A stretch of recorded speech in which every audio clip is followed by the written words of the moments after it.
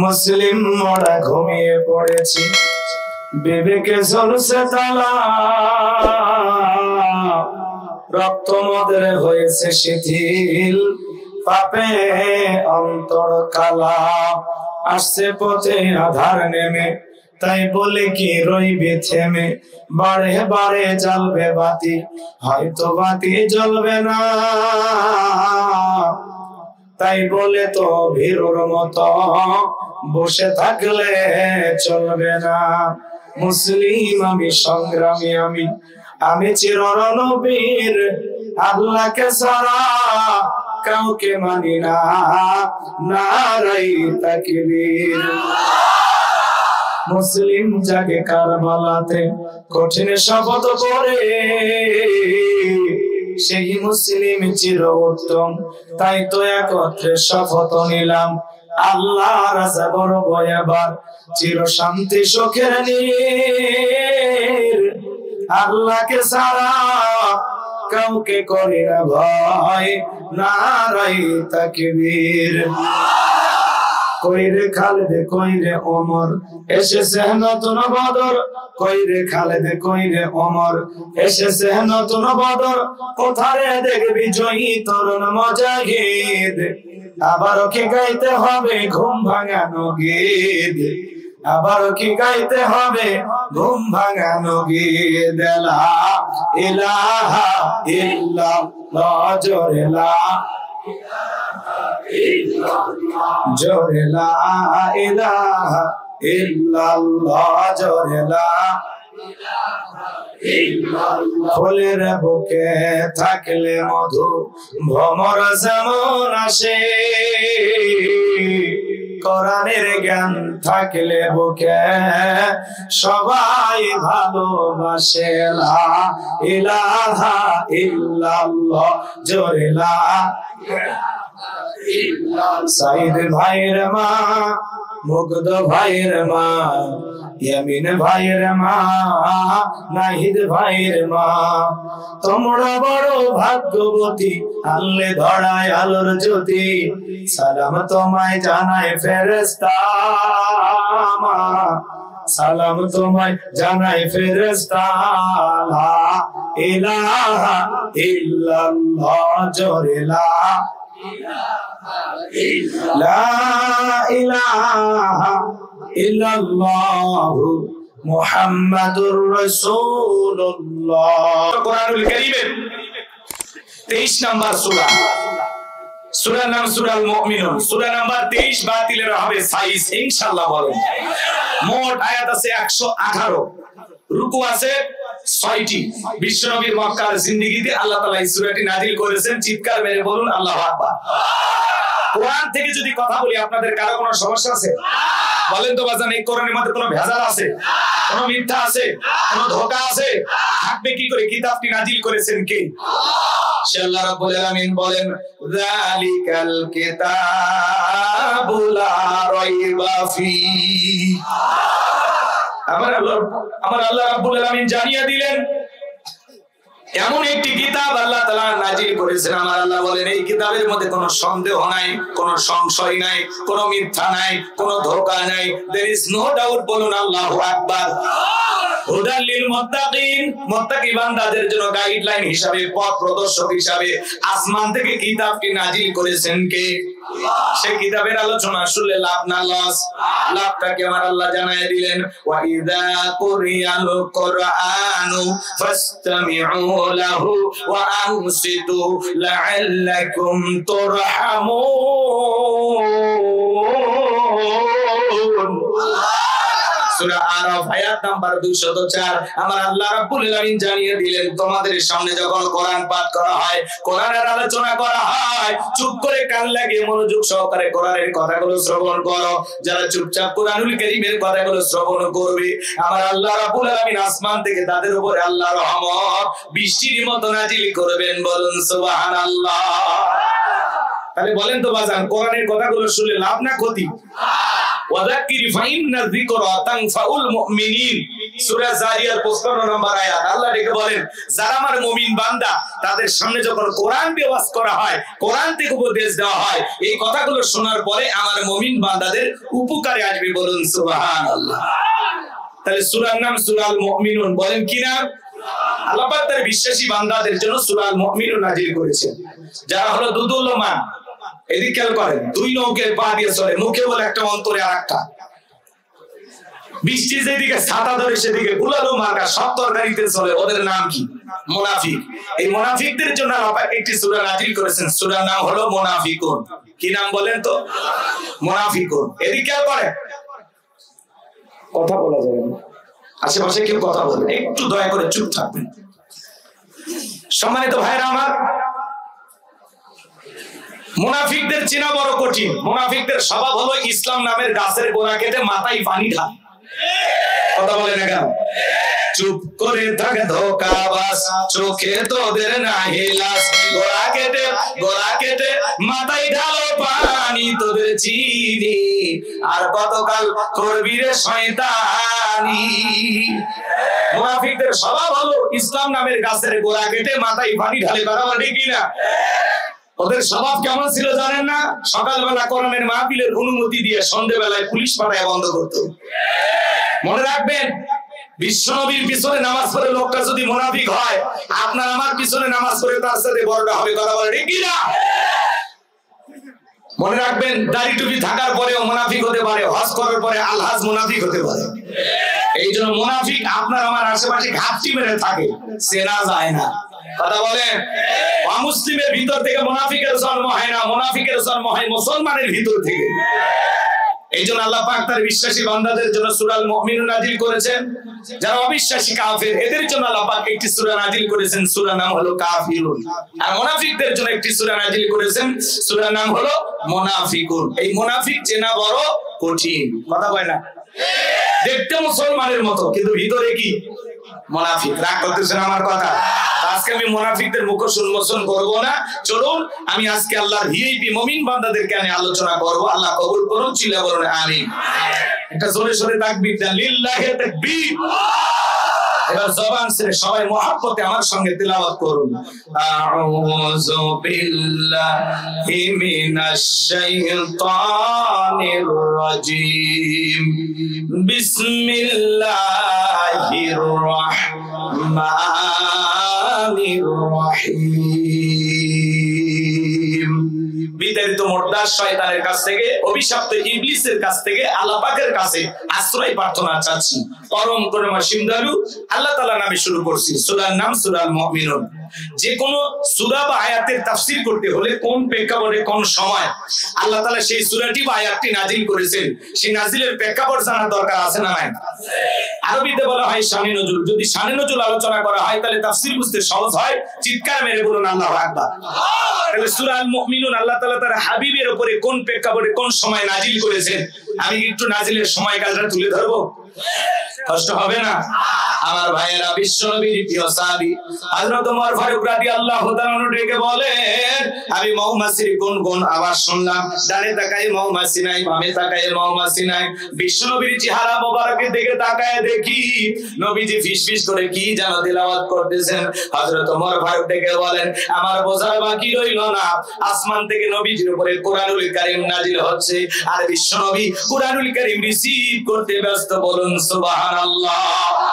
মৌমাছির গুনগুন আওয়াজ হলে কোরআনুল কারীম নাযিল হয়। দপ্তরি ছুটির ঘন্টায় বাড়ি মারে টন টন আওয়াজ হলে কোরআনুল কারীম নাযিল হয়।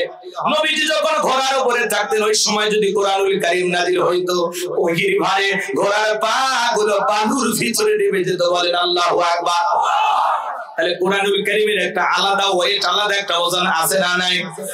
আমার ভাইরা, 8টি পদ্ধতিতে নবীজির উপরে কোরআনুল কারীম নাযিল হইতো। ওগুলো বলতে গেলে লম্বা সময় লাগবে, এত সময় আমার হাতে নাই, সংক্ষিপ্ত কথা বলে দিয়ে যায়। হযরত ওমর ফারুক ডেকে বলেন, নবীজির কোরআনুল কারীম রিসিভ করা শেষ হয়ে গেল।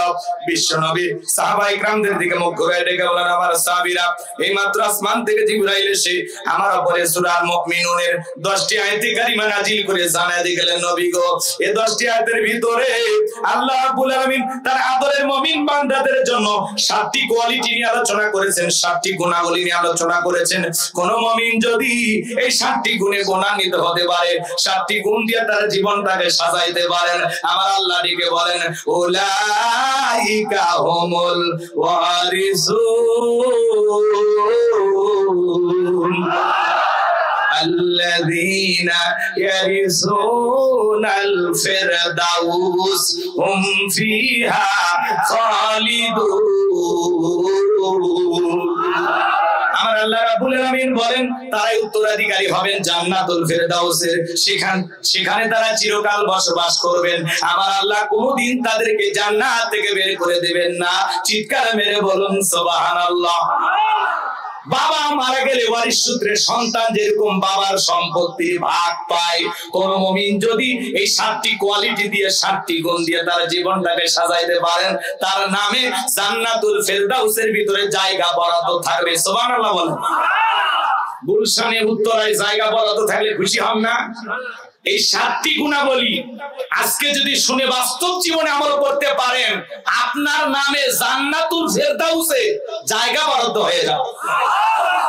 তাহলে গুলশান উত্তরের দরকার আছে? ডাইরেক্ট জান্নাতুল ফেরদাউসে জায়গা বরাদ্দ কারা কারা করতে চান হাত তুলে দেখান। সবাই জান্নাতে যেতে চান?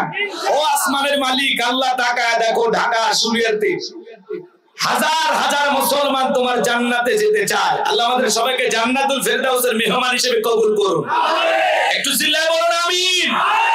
আল্লাহ তোমার কুদরতের নজর দিয়ে তাকায় দেখো যত মানুষ হাত তুলেছে, আল্লাহ আমাদের সবাইকে আজকের আলোচনা শুনে আমল করার তৌফিক দিও। আমাদের সবাইকে জান্নাতুল ফেরদাউসের ওয়ারিশ হিসেবে কবুল করে নিও আল্লাহ। এইবার 7টা আঙ্গুল দেখান, জোরে বলেন কয়টি? এই আওয়াজ হইল এতগুলো মানুষের 7টি, জোরে বলেন কয়টি? আরো জোরে, জোরে হলো না, উঠেই যাবে। আপনার একটু মিছিল করার অভ্যাস করে নিলাম, 16 বছর মিছিল করতে পারেননি তো সামনে মিছিল করা লাগবে। জি, জান্নাতে যেতে হলে এই 7টি গুণাবলী আমি যত দ্রুত সম্ভব, টাইম না থাকলেও আমি 7টা শেষ করার চেষ্টা করবো ইনশাআল্লাহ। আল্লাহ যেন তার এই গোলামকে বলা তৌফিক দান করেন। ছিল বলেন আমিন। বিশ্ব নবী তখন সাহাবা ইকরামদের সামনে তিলাওয়াত করে শুনিয়ে দিলেন। আমার আল্লাহ রাব্বুল আলামিন বলেন قد أفلح المؤمنون। আমার আল্লাহ রাব্বুল আলামিন বলেন অবশ্যই মুমিনেরা সফল, অলরেডি মুমিনেরা সফল হয়েছে তারা, ঈমান এনেছে যারা। সুবহানাল্লাহ বলেন। قد أفلح المؤمنون, অবশ্যই মুমিনেরা সফল হয়েছে তারা, ঈমান এনেছে যারা। আল্লাহু আকবার বলেন। আমরা মনে করি ক্ষমতা থাকলে সফল, টাকা থাকলে সফল, যশ খ্যাতি, নায়ক, সুপারস্টার, সেলিব্রিটি এরা বুঝি সফল না। আল্লাহর কাছে এগুলো সফলতার মাপকাঠি না। আল্লাহর কাছে সফল হতে পারবে তারা, ঈমান আনবে যারা। আল্লাহু আকবার বলেন। বর্তমান পৃথিবীর সবচাইতে এদিকাল করেন বড় নেতা, আমেরিকার 47তম প্রেসিডেন্ট হলো ডোনাল্ড ট্রাম্প। কয়েকদিন আগে শপথ গ্রহণ করেছে, আপনারা দেখেছেন। বিশ্ব নেতা কিন্তু চরিত্র ভালো। জনসম্মুখে শপথ গ্রহণ করার সাথে সাথে জনসম্মুখে বউকে জড়ায় কিস করছে। আচ্ছা, বউকে কি বাইরে আদর করার জিনিস না ঘরে? তাহলে যারা এটুকু জানে না, এরা যদি বিশ্বের নেতৃত্ব দেয় তাহলে পৃথিবীর অবস্থা কি হবে এখন বুঝে নেন। শুধু তাই নয়, উনি শপথ গ্রহণ করে আনন্দে আত্মহারা নাচানাচি শুরু করছে। যেই চরিত্র বাংলাদেশের অনেক নেতাদের ভিতরে আমরা দেখেছিলাম, ওরাও আনন্দে আত্মহারা নাচ গান করতো। গণভবনে মাঝে মাঝে গানের আসর বানায় ফেলছে। কথা কন নাকি আপনারা? কি মনে করেন গাইবান্ধা থেকে আসছি থেকে কিচ্ছু বুঝি না? কারো ইচ্ছা মতো ছবি না, কথা বলবো, হজম করতে পারলেও বলবো, না করতে পারলেও বলবো। মনে অনেক দুঃখ জমা আছে, 16 বছরের কাজ আজকে আদায় করবে। লিল্লাহে তাকবীর। চলেন সামনের দিকে যাই। পৃথিবীর সবচাইতে বড় নেতা ডোনাল্ড ট্রাম্প। আপনাদের এলাকায় একটা বাজার আছে, কি মার্কেট? শাহজাহান মার্কেট নাকি? আচ্ছা, এই শাহজাহান মার্কেটে এদিকে খেয়াল করেন, এই মার্কেটে আল্লাহর একজন বান্দা তরি তরকারি বিক্রি করে, সবজি বিক্রেতা। আযান দেওয়ার পরে লোকটা যদি মসজিদে গিয়ে মাথা নত করে আল্লাহকে সিজদা দেয়, পৃথিবীর বড় নেতা ডোনাল্ড ট্রাম্পের চাইতে ওই সবজি বিক্রেতা ইমানদারের দাম কম না বেশি? তার মানে কি বুঝলেন? ইমান আছে যার, আল্লাহর কাছে দাম আছে তার। বেঈমানেরা দুনিয়াতে ক্ষমতার দিক দিয়ে সফল হতে পারে, মরার পরে সবগুলো বেঈমানকে পিটাইয়া জাহান্নামে দেবেন কে? আজকে পুরো পৃথিবীর দিকে তাকায় দেখেন, অধিকাংশ বেঈমান ক্ষমতাধর যারা, এরা এই জমিনে ইসলাম আর মুসলমানদেরকে সহ্য করতে পারে না। আজও ফিলিস্তিনি জমিনে মুসলমানের রক্ত ঝরে, আজও কাশ্মীরে মুসলমানের রক্ত নিয়ে খেলা করা হয়, আজও চীনের উইঘুরে মুসলমানকে প্রকাশ্যে ধরে হত্যা করা হয়, মুসলমানদের মসজিদগুলো ভেঙে দেওয়া হয়, পাশের দেশ ভারতে মুসলমানদের গরুর গোশত খাওয়ার অপরাধে হত্যা করা হয়। আজও তাম পৃথিবীর জালেমেরা ঐক্যবদ্ধ হয়েছে ইসলাম আর মুসলমানকে বিদায় করে দেওয়ার জন্য, কিন্তু ওরা তো জানে না ইসলামের সুইচ কার হাতে। ইউরিদুনা লিতুফিউ নূরাল্লাহি বিআফওয়াহিহিম ওয়াল্লাহু মুতিম্মু নূরিহি ওয়ালাউ কারিহাল কাফিরুন। আমার আল্লাহ রাব্বুল আলামিন জানিয়ে দিলেন, কাফেররা চাই মুখের ফুৎকারে দিনের আলোকে, ইসলামের আলোকে, কোরআনের আলোকে নিভায়া দিতে। আমার আল্লাহ দিকে বলেন আল্লাহু মুতিম্মু নূরিহি, এই জমিনে দিনের আলোকে, কোরআনের আলোকে, ইসলামের আলোকে আমি আল্লাহ পাক প্রতিষ্ঠিত করে ছাড়বো। যদিও কাফের বেঈমানদের অন্তরে যত ধরনের জ্বালা যন্ত্রণা হোক না কেন, তাহলে পৃথিবীর জমিনে আল্লাহর দিন একদিন প্রতিষ্ঠিত হবে, ইসলামের আলো চতুর্দিকে ছড়িয়ে পড়বে, তামাম পৃথিবীর কর্তৃত্ব রাজত্ব একদিন মুসলমানদের হাতে আসবে, আর তার সংবিধান হবে আল কোরআন। তামাম পৃথিবীর কর্তৃত্ব রাজত্ব পাওয়ার ক্ষমতা একদিন মুসলমানের হাতে আসবে, তামাম পৃথিবীর নেতৃত্ব দেবে মুসলমানেরা। আল্লাহু আকবার বলেন। সেই দিন আমরা দেখতে না পারলে আমাদের সন্তানেরা দেখবে, তারা না পারলেও নাতিপুতি দেখবে। কথা বলে না কেন? কিন্তু মনে রাখবেন, ক্ষমতা পাইলে লাফালাফি করার কোন সুযোগ নাই। অনেক ক্ষমতাধরকে আল্লাহ পাক দুনিয়ার জমিনে লাঞ্ছিত করেছেন। কথা বলে ঠিক না? এমনও ক্ষমতাধর আছে ক্ষমতা থুয়ে ফেলে যায়। কি ভাই, পালায় না? ভালো মানুষ পালায়। পালায় কারা? খুনি যারা, চোর যারা, ডাকাত যারা, দুর্নীতিবাজ যারা। কথা বলে ঠিক না? বড় বড় কথা বলছো, পালাবো না, হারাবো না। আমরা বারবার বললাম ম্যাডাম পদত্যাগ করেন। পদত্যাগ করে যদি জেলেও যাইতেন, কয়েক বছর জেল খেটে তাও নেতা কর্মী ভালো থাকতো, ফুলের মালা দিয়ে আপনারা বের করে আনতো। আর আপনি ভাবে ফাঁকি দিয়ে চলে যাবেন, মমতাময়ী প্রধানমন্ত্রী বলা হতো। সন্তানদের কথা একবারও ভাবলেন না। আপনি কেমন মা? কথা বলেন না কেন? বারবার বললাম পদত্যাগ করেন, পদত্যাগ করেন, শুনলই না। আল্লাহ বলে কিসের পদত্যাগ? এরা যে অন্যায় অপরাধ করেছে, শুধু পদত্যাগ না, আমি আল্লাহ এদেরকে দেশ ত্যাগ করতে বাধ্য করবো। ইন্না বাতশা রাব্বিকা লাশাদীদ, আল্লাহর পাকড়াও বড় কঠিন। আল্লাহ ধরে না, যেদিন ধরবে মামু বাড়ি দিল্লি গিয়ে পড়বে। কথা বলে ঠিক না? আজকে মিলে গেছে না? কি হইল? 16 বছরে কি উন্নয়ন করলেন?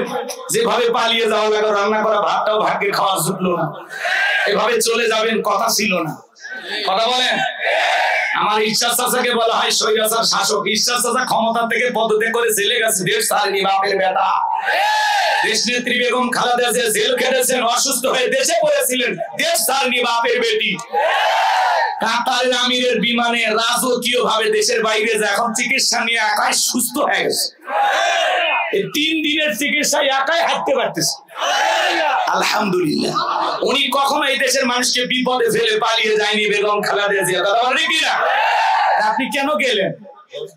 কেন গেলেন বলেন? এভাবে যাওয়ার তো কথা ছিল না। মাঝে মাঝে কল রেকর্ড ফাঁস হয়, বলে আমি দেশের কাছে আছি, চট করে ঢুকবো। আমরা বলি আপনি আসেন, মেয়ে মানুষ দেশের বাইরে আর কত থাকবেন, একটু আসেন। কথা কয় না কেন? বুবু আইবা তুমি আইবা গো, সেই দিন আইসা বুবু ক্ষমতা পাইবা না। ঢাকা এটা না বলাই ভালো। বলবো চলবে? ইল্লা গাত্তালি। বুবু আইবা তুমি আইবা গো, সেই দিন আইসা বুবু ক্ষমতা পাইবা না। নাই বুবু কাদের কাকার অবস্থা খারাপ করবে সে বাবার, হাউ না গেলে কোন সামনে আসে না। নেতা কর্মী সব জেলের ভিতর, আমি আসি ডরের ওপর, কখন জানি আসে গ্রেফতারি পরোয়ানা। বুবু আইবা তুমি আইবা গো, সেই দিন আইসা বুবু চিয়ার পাইবা না। ক্ষমতার চেয়ার থেকে নামা সহজ, কিন্তু ওই চেয়ারে ওঠা কঠিন। 16 বছর লাগছে ছাড়তে। আর আমরা এদিক মেয়ে মানুষের রাগ বেশি, জেদ বেশি। দেখেন না মাঝে মাঝে বাড়িতেই স্বামীর সাথে ঝগড়া লেগে হাড়ি পাতিল ভেঙে ফেলে দেয়, স্বামী তুলে আছাড় মারে। অতএব সিদ্ধান্ত নেন আগামীতে আর যাই হোক, যেই দলেরই হোক, একটা পুরুষ প্রধানমন্ত্রী চাই। কারা পুরুষ দেখতেছেন হাত তুলে দেখান। যাক, বিজয় হয়ে গেছে আলহামদুলিল্লাহ। নারীদের দেখার দিন শেষ, আগামীতে পুরুষের বাংলাদেশ। পুরুষ হবে অভিভাবক, যেই দলেরই হোক একটা পুরুষ নিয়ে আসে। আর মেয়ে মানুষ আসলে 16 বছর ঘর জামাইছিলেন, আবার রেডি থাকেন। আমার ভাইরা চলেন সামনের দিকে যায়, একটু মাঝে মাঝে বাস্তবতা নিয়ে নাড়া না দিলে ওয়াজ ভালো লাগবে না। এগুলো আপনারা যেন ভুলিয়ে না যান, ওই জন্য একটু নাড়া দিচ্ছি। চলেন আমার ভাইরা, তাহলে পৃথিবীর সবচেয়ে বড় ক্ষমতাধর ব্যক্তি ডোনাল্ড ট্রাম্প, আর আপনাদের এখানকার একজন সবজি বিক্রেতা। আল্লাহর বান্দা যদি আযান দেওয়ার পরে মসজিদে গিয়ে মাথা নত করে আল্লাহকে সিজদা দেয়, বলেন তো বাজান, এই পৃথিবীর বড় লিডার ডোনাল্ড ট্রাম্পের চাইতে সবজি বিক্রেতা ইমানদারের দাম কম না বেশি? রাশিয়ার প্রেসিডেন্ট পুতিন, বাংলাদেশের একজন রিক্সা চালক, ভ্যান চালক, লোকটা যদি ইমানদার হয়, আযান দেওয়ার পরে মসজিদে গিয়ে মাথা নত করে যদি আল্লাহকে সিজদা দেয়, ওই পৃথিবীর বড় নেতার চাইতে রিক্সা চালক, ভ্যান চালক ইমানদারের দাম কম না বেশি? তার মানে উদাহরণ দিয়ে কি বুঝাইলেন? সহজ একটা কথা মনে রাখবেন, ঈমান আছে যা, আল্লাহর কাছে দাম আছে তার। চেহারা কালো হোক, ফর্সা হোক, লম্বা হোক, খাটো হোক, ধনী হোক, গরিব হোক, তাতে কোনো সমস্যা নাই। আপনার আমার ভিতরে ঈমান আছে, আল্লাহর কাছে আপনার দাম আছে। আল্লাহর কাছে যদি দামি হতে পারি, এই জীবনে আর কিছু চাওয়ার আছে? তাহলে আমি বলবো কদ আফলাহাল মুমিনুন, আল্লাহ বলেছেন অবশ্যই মুমিনেরা সফল। সফল হয়েছে তারা ঈমান এনেছে যারা। আমি শুধু বলবো সফল হয়েছে কারা, আপনারা বলবেন ঈমান এনেছে যারা। বলতে পারবেন না? বলেন সফল হয়েছে কারা? শোনেন শোনেন, আল্লাহ তাআলা ভালোবেসে মুসলমানের ঘরে জন্ম দিয়া জান্নাতের রাস্তা একটু আগায় দিয়েছে। পৃথিবীর শ্রেষ্ঠ কিতাব কোরআনুল কারীম দান করে জান্নাতের রাস্তা আরেকটু আগায় দিয়েছে। এরপরে পৃথিবীর শ্রেষ্ঠ পয়গম্বর মুহাম্মদ রাসূলুল্লাহ সাল্লাল্লাহু আলাইহি সাল্লামের উম্মত বানায়া জান্নাতের রাস্তা আরেকটু আগায় দিয়েছে। একটু আমল করলেই জান্নাত। করবো তো ইনশাআল্লাহ? খারাপ লাগে? একজন অমুসলিম জোহরের নামাজের পূর্বে ঈমান গ্রহণ করেছে, ওই ব্যক্তির উপরে জোহরের সালাত আদায় করা কি ফরজ। তার মানে কি বুঝলেন? ঈমান আনার পরে মুমিন জীবনের সবচাইতে গুরুত্বপূর্ণ এবং দামি ইবাদতের নাম হলো সালাত। আল্লাহ যখন মুমিন বান্দাদের 7টি কোয়ালিটি নিয়ে আলোচনা করলেন, আমার এদিকে খেয়াল করেন, কথা কিন্তু আমার না, কথা হলো এই বাঁশিওয়ালা। আমি খালি সুর তুলতেছি, অ্যাডভাইস করে আপনাদেরকে বলতেছি। কথাকে বোঝেন? 1 নাম্বার আল্লাহ তাআলা সালাত দিয়ে শুরু করলেন। কিয়ামতের ময়দানে সর্বপ্রথম সালাতের হিসাব হবে। কথা ভেজাল আছে না? করেন আমার কথা? তাহলে এইবার শুরু হয়ে গেল মুমিন বান্দার 1 নাম্বার গুণাবলী। যুবক যারা আসছো বাবা, নিরাশ হয় না। 4 নাম্বার গুণাবলীতে যুবকদের স্পেশাল আলোচনা আছে। লিল্লাহি তাকবীর। এদিকে খেয়াল করেন বাজান, ঈমান ছাড়া জান্নাতে যাওয়া যাবে? ঈমান নামের পাসপোর্ট আছে যার, জান্নাতের ভিসা লাগবেই ইনশাআল্লাহ। এইবার চলেন 7টি গুণাবলী। 1 নাম্বার শুরু হয়ে গেল। আমার আল্লাহ রাব্বুল আলামিন বলেন, আল্লাযীনা হুম ফি সালাতিহিম খাশিউন।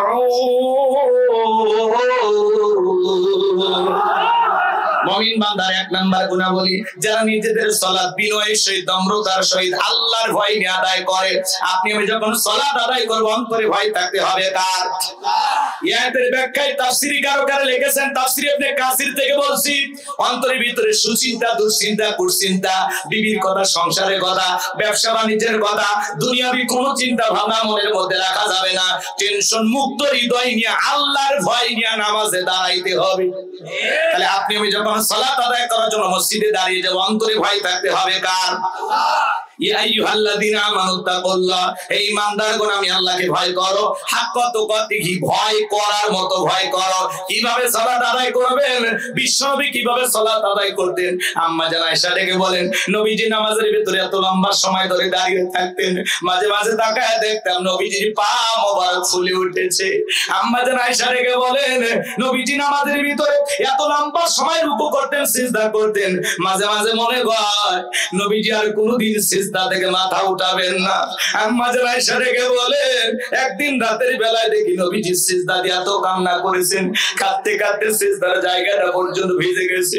আম্মা জান আয়েশা নবীজি যখন সিজদা থেকে মাথা উঠালেন, জিজ্ঞাসা করলেন, নবী গো এত কান্না কেন করেছেন, কি হয়েছে আপনার? নবী আমার ডেকে বলে, আয়েশা আমি তো আমার জন্য কাঁদি না, আমি কাঁদি আমার গুনাহগার উম্মতের জন্য। আমি আল্লাহর কাছে কেঁদে কেঁদে বলি, আল্লাহ আমার গুনাহগার উম্মতের গুনাহগুলো মাফ করিয়া দাও। জোরে বলেন আমিন। আমি আল্লাহর কাছে বলি, আল্লাহ আমার উম্মতকে ওই জাহান্নামের আগুন থেকে মুক্তি দাও। চিন্তা করেন বাজার, আপনার আমার গুনাহ মাফের আশায় বিশ্ব নবী যদি সিজদা দিয়ে কান্না করে দোয়া করেন, আপনি আমি হলাম মূল ভিকটিম, মূল আসামি, মূল অপরাধী। তাহলে নিজেদের গুনাহ মাফের জন্য আল্লাহর কাছে দোয়া করার দরকার আছে না নাই? পাঁচ ওয়াক্ত সালাতের তো রবের বাধ্যতামূলক অর্ডার, ডিউটি পালন করতেই হবে। কথা বলেন না কেন? আপনারা ডিউটি পালন না করলে বেতন বোনাস পাবেন? বলেন পাবেন? তো আল্লাহ তাআলার গোলাম আমরা, গোলামির চূড়ান্ত পর্যায় হলো পাঁচ ওয়াক্ত সালাত। আপনাকে আমাকে আল্লাহ তাআলা আদেশ করেছেন পাঁচ ওয়াক্ত সালাত আদায় করা ফরজ, অবশ্যই আপনাকে আমাকে আদায় করতেই হবে। এটা রবের বাধ্যতামূলক অর্ডার। পাঁচ ওয়াক্ত সালাত আদায় করব, পাশাপাশি রাতের 1টা 2টা 3টার দিকে ওইটা বিবির ভালোবাসা ত্যাগ করে আরামের বিছানা ত্যাগ কইরা ঠান্ডা পানি দিয়া ওযু বানায়া নিরালাই নিবৃত্তিতে যায় নামাজে দাঁড়িয়ে যাওয়ার দরকার আছে না নাই? আল্লাহ বলেন, ওয়াল্লাযীনা ইয়াবিতুনা লিরাব্বিহিম সুজদাও ওয়া কিয়ামা, যারা রাত্রি জাগরণ করে আমি আল্লাহকে সিজদা দেই, আমি আল্লাহর জন্য দণ্ডায়মান হয়ে যাই। গভীর নিশিতে আপনি আমি যাই নামাজে দাঁড়িয়ে গেলাম, তাহাজ্জুদের যাই নামাজে, যারা তাহাজ্জুদের সালাত আদায় করে আল্লাহ তাদের মর্যাদা বাড়িয়ে দেন। বলুন সুবহানাল্লাহ। আপনি তাহাজ্জুদের যাই নামাজে সিজদায় গিয়ে ফিসফিস করে যা বলতেছেন, আপনার এই ফিসফিস আওয়াজ আরশে আজিমে পৌঁছে যায়। যারা তাহাজ্জুদের সালাত আদায় করে আল্লাহ তাদের মর্যাদা বাড়িয়ে দেন। যারা তাহাজ্জুদের সালাত আদায় করে গভীর নিশিতে রুকুর মাধ্যমে, সিজদার মাধ্যমে, জায়নামাজে যারা আল্লাহ তাআলার প্রিয় হওয়ার জন্য নেক আমল করে, যারা জায়নামাজের মাধ্যমে আল্লাহর সাথে প্রেম করে, এদের জীবনে কোনোদিন ব্যর্থতা নাই, সফলতা। সুবহানাল্লাহ। তাহলে আল্লাহর প্রিয় হতে পারবে। ভাই পিছনে কথা বলেন, দয়া করে কথা বলবেন, ওয়াজ একটু মনোযোগ দিয়ে শুনুন। খারাপ কিছু বলতেছি চলেন। তাহলে তাহাজ্জুদের সালাত যারা আদায় করবে এদের জীবনে কোনো হতাশা নাই, পেরেশানি নাই। কথা বলে ঠিক কিনা?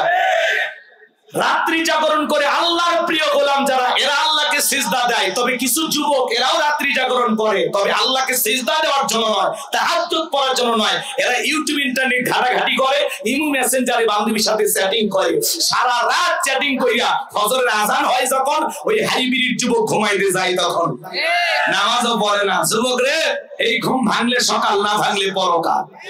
কেমন করে ঘুমাও তুমি ওরে ঢাকার যুবক, কেমন করে ঘুমাও তুমি ফজর করে কাজা, এমন তো হতে পারে ও তোমার জহরে জানাজা। চ্যাটিং করতে মজা লাগে তাই না? পরে সাইজ করতেছি তোমাদেরকে, একটু অপেক্ষা করো আমার ভাইরা। তাহলে সিজদা দিয়ে চোখের পানি ছেড়ে দিয়ে কাঁদতে হবে কার কাছে? তাহাজ্জুদের জায়নামাজে গভীর নিশিতে সিজদা দিয়ে আল্লাহর কাছে কেঁদে কেঁদে বলবেন, রব্বানা সরিফান্না আযাবা জাহান্নাম ইন্না আযাবাহা কানা গরামা। হে আমাদের রব, ওই কঠিন ভয়ঙ্কর জাহান্নামের আগুন থেকে আমাদের মুক্তি দাও। ওই জাহান্নামের আযাব শাস্তি সহ্য করার ক্ষমতা আমাদের নাই। ইন্নাহা সাআত মুস্তাকাররাও ওয়া মুকামা। নিশ্চয়ই আবাসস্থল হিসাবে বসতির জায়গা হিসাবে ওই জাহান্নাম কতটা নিকৃষ্টতম একটা স্থান। জাহান্নাম সুখের জায়গা না, ওইটা হলো যন্ত্রণার কারখানা।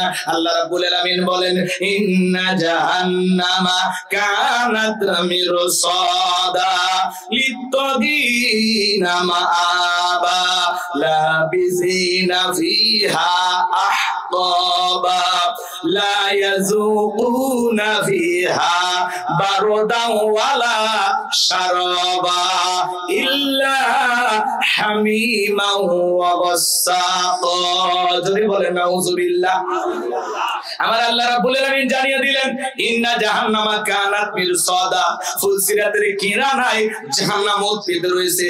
শিকারী ধরার জন্য যেমন ফাঁদ পাতা হয়, আল্লাহর অবাধ্য গুনাহগার গোলামদের ধরার জন্য ফুলসিরাতের কিনারায় জাহান্নাম উৎপেতে রয়েছে।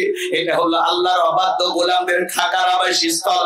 একটা মানুষ কত লক্ষ বছর কত কোটি বছর জাহান্নামের আগুনে জ্বলবে, এর সঠিক ইলমার জ্ঞান আছে কার কাছে? ওই জাহান্নামের আগুনে মানুষ জ্বলতে জ্বলতে পুড়তে পুড়তে চেহারা হয়ে যাবে কয়লার মতো কালো। ওই জাহান্নামীরা ক্ষুধার্ত হয়ে যখন খাবার প্রার্থনা করবে, আল্লাহ তখন জাহান্নামী বান্দাদেরকে খাদ্য হিসাবে দিবে কাঁটাযুক্ত ফল জাক্কুম। ফেরেশতাদেরকে অর্ডার দিবে, দাও আমার জাহান্নামী বান্দাদেরকে খাবার দাও। ওই কাঁটাযুক্ত জাক্কুম ফলটা যখন দেবে, ওরা খাবার মনে করে যখন গলার ভিতরে দেবে, ওই কাঁটাযুক্ত ফলটা গলার মাঝামাঝি আটকে যাবে, ভিতরে যাবে না, বাইরে বাজবে না। যত গলা নাড়াচাড়া করবে, কাঁটাগুলো ফুটবে আর ফুটবে, যন্ত্রণায় ছটফট করবে, কান্নাকাটি করবে, আর দেখে বলবে আল্লাহ এ কেমন ফল খাওয়াইতে দিলা, ভিতরেও যায় না, বাইরেও আছে না, যন্ত্রণা সহ্য করতে পারি না। জাহান্নামীরা তখন চিৎকার মারবে, পানি দাও, পানি দাও, পানি দাও। আমার আল্লাহ তখন ডেকে বলেন লা ইয়াযুকুনা ফিহা বারদান ওয়ালা শারাবা, তাদেরকে মিনারেল ওয়াটার দেওয়া হবে না, ঠান্ডা কোনো সুস্বাদু পানি তাদেরকে পান করানো হবে না। ইল্লা হামিমা ওয়া গাসসাকা, এমন অত্যন্ত ফুটন্ত গরম পানি পান করানো হবে যা ঘুষ ব্যতীত কিছুই নয়। ও ঢাকার মুসলমান ভাইরা, দেহের ভিতরে বড় বড় ফোড়া হয়, পাতায় দিলে ভিতর থেকে কি বের হয়? তরমুজের রস। কি বের হয়? পুষ। হাসপাতাল থেকে সংগ্রহ করে 50,000 টাকা দেবো, এক গিলাস কেউ খাবেন নাকি বলেন? 1 লাখ দিলে অবশ্যই খাবেন। শুনে ঘৃণা লাগতেছে না ভাই? হাসির কথা না, হাসির কথা না। সূরা নাবা আয়াত নাম্বার 25। আপনি যদি কোরআন বুঝতেন হাসবেন, হাসবেন না। শুনেন, ইল্লা হামিমান ওয়া গাসসাকা, এমন উত্তপ্ত ফুটন্ত গরম পানি জাহান্নামীদেরকে পান করানো হবে যা পুষ ব্যতীত আর কিছুই নয়। এই পুষওয়ালা, এই দুর্গন্ধওয়ালা, এই উত্তপ্ত গরম পানি চেহারার সামনে নিলে চেহারাটা ঝলসে যাবে। যে পান করবে দেহের লাড়ি ভুঁড়িগুলো গলে গলে পিছনে রাস্তা দিয়ে বের হয়ে যাবে। হাসির কথা? পুষ খাওয়াবে, পুষ, রক্ত পুষ, জাহান্নামীদের খাদ্য। দরিয়া নামের এমন একটা খাবার দেওয়া হবে, না ক্ষুধাবে, না ক্ষুধা মিটাবে, না পুষ্টি যোগাবে। বিড়ি সিগারেট যেমন খাইলে অবশ্যই মানুষ 3 দিন ভাত খায় না, ওইটা খায় মানুষের কোনো উপকার হয়? হয় না। এই দরিয়া নামের খাবার খায় কোনো উপকার হবে না। আসলে জাহান্নাম সুখের জায়গা না, এটা হলো যন্ত্রণার কারখানা। আমাকে যদি 4 ঘন্টা সময় দেন তবু জাহান্নাম নিয়ে আলোচনা করে শেষ হবে না। আল্লাহ যেন আমাদের সবাইকে জাহান্নামের আগুন থেকে বাঁচার জন্য বেশি বেশি করে আল্লাহর গোলামি করা তৌফিক দান করেন। জোরে বলুন আমিন। তাহলে সিজদা দিয়ে কাঁদতে হবে কার কাছে? আমার ভাইরা, নামাজের মতো আদায় করা লাগবে। বিশ্বনবীর সাহাবীরা যখন মরুভূমিতে নামাজে দাঁড়িয়ে যেতেন, ওই মরুভূমির বাকিগুলো সাহাবায়ে কেরামদের কাঁধের উপরে, মাথার উপরে বসে থাকতো। নবীজির সাহাবীরা সালাতে এত মনোযোগ, কাঁধে পাখি পরে থাকে, তারপরে টের পাইতো না। বলুন সুবহানাল্লাহ। আর আপনি আমি মশা বলে হাতে এই জায়গায় নিয়ে যা, আগে মশা মারে তারপরে সূরা ধরে। এরকম মুসলমান আছে না নাই? হযরতে তালহা রাদিয়াল্লাহু তাআলা সালাত আদায় করতেছিলেন, জঙ্গল থেকে সাপ এসে সন্তানটাকে পেঁচিয়ে ধরেছেন। স্ত্রী মানুষজনকে ডাকলেন, ছেলেটাকে বিপদ মুক্ত করলেন। হযরতে তালহা নামাজ শেষে জিজ্ঞাসা করে, বিবি রে বাড়িতে এত লোকজন, ব্যাপারটা বুঝতে পারলাম না। দেখে বলে স্বামী আপনি যখন নামাজের মধ্যে দাঁড়িয়ে গেছেন, জঙ্গল থেকে সাপ এসে সন্তানটাকে পেঁচিয়ে ধরেছিল, আমি মানুষজনকে ডাকলাম, ছেলেটাকে বিপদ মুক্ত করলাম, এত ঘটনা আপনার চোখের সামনে ঘটে গেল, আপনি কি কিছুই বলতে পারেন না? হযরতে তালহা ডেকে বলেন, বিবি রে, নামাজের মধ্যে মন যদি এদিক সেদিক চলে যায় তাহলে নামাজ তো আর নামাজ থাকে না। বলুন সুবহানাল্লাহ। আর আপনি আমি নামাজ পড়ি ঢাকায়, মন চলে যায় ভারতের বর্ডারে। নামাজ পড়ে আশুলিয়া, মন চলে যায় দৌলতদিয়া। কথা কয় না কে? নামাজ পড়ে ঢাকা, মন চলে যায় কুষ্টিয়া। নামাজের মধ্যে দাঁড়ায় নানান চিন্তা ভাবনা মনের মধ্যে আসে, দুনিয়াবি এত চিন্তা ভাবনা মাঝে মাঝে নামাজের মধ্যে মনে হয় নামাজ 2 রাকাত না 3 রাকাত মনে থাকে না। মাঝে মাঝে দুনিয়াবি এত কথা, এত চিন্তা, নামাজেই মনে হয় সিজদা 2টা দিলাম না 1টা দিলাম। নামাজের ভিতরে ব্রেক করে চিন্তা করা। একটি গবেষণায় বলা হয়েছে বাংলাদেশের কিছু কিছু মুসল্লিদের মন 8 সেকেন্ডও নামাজের মধ্যে স্থির থাকে না। আমাদের মনে এত অস্থির, কথা না? ওই জন্য আমি গোলাম রব্বানি কইলে অনেকে মন খারাপ করে। আমাদের পাগল মন খালি ছটফট করে, সময় নাই ওইদিকে যাওয়ার সুযোগ নাই। রাগ করেন না কি আপনারা? আমাদের মন খালি কি উতাল পাতাল, দুনিয়াবি নানান চিন্তা ভাবনা নামাজের মধ্যেই মনে হয়।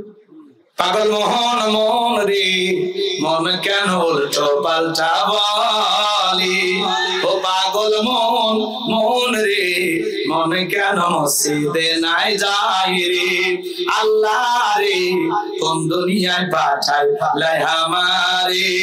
বর্তমানের নারী পুরুষ সমান সমান, লম্বা চুল কাটিয়া আবার মাথায় লাগাই ক্যাপ, আল্লাহ রে কোন দুনিয়ায় পাঠাইলাই আমারে। হিন্দি গানের টান মারিয়া রাস্তা হাইটা যাই, আবার কারো সুরে সুরে বুকটা ফাইটা যায়, আল্লাহ রে কোন দুনিয়ায় পাঠাইলাই আমারে।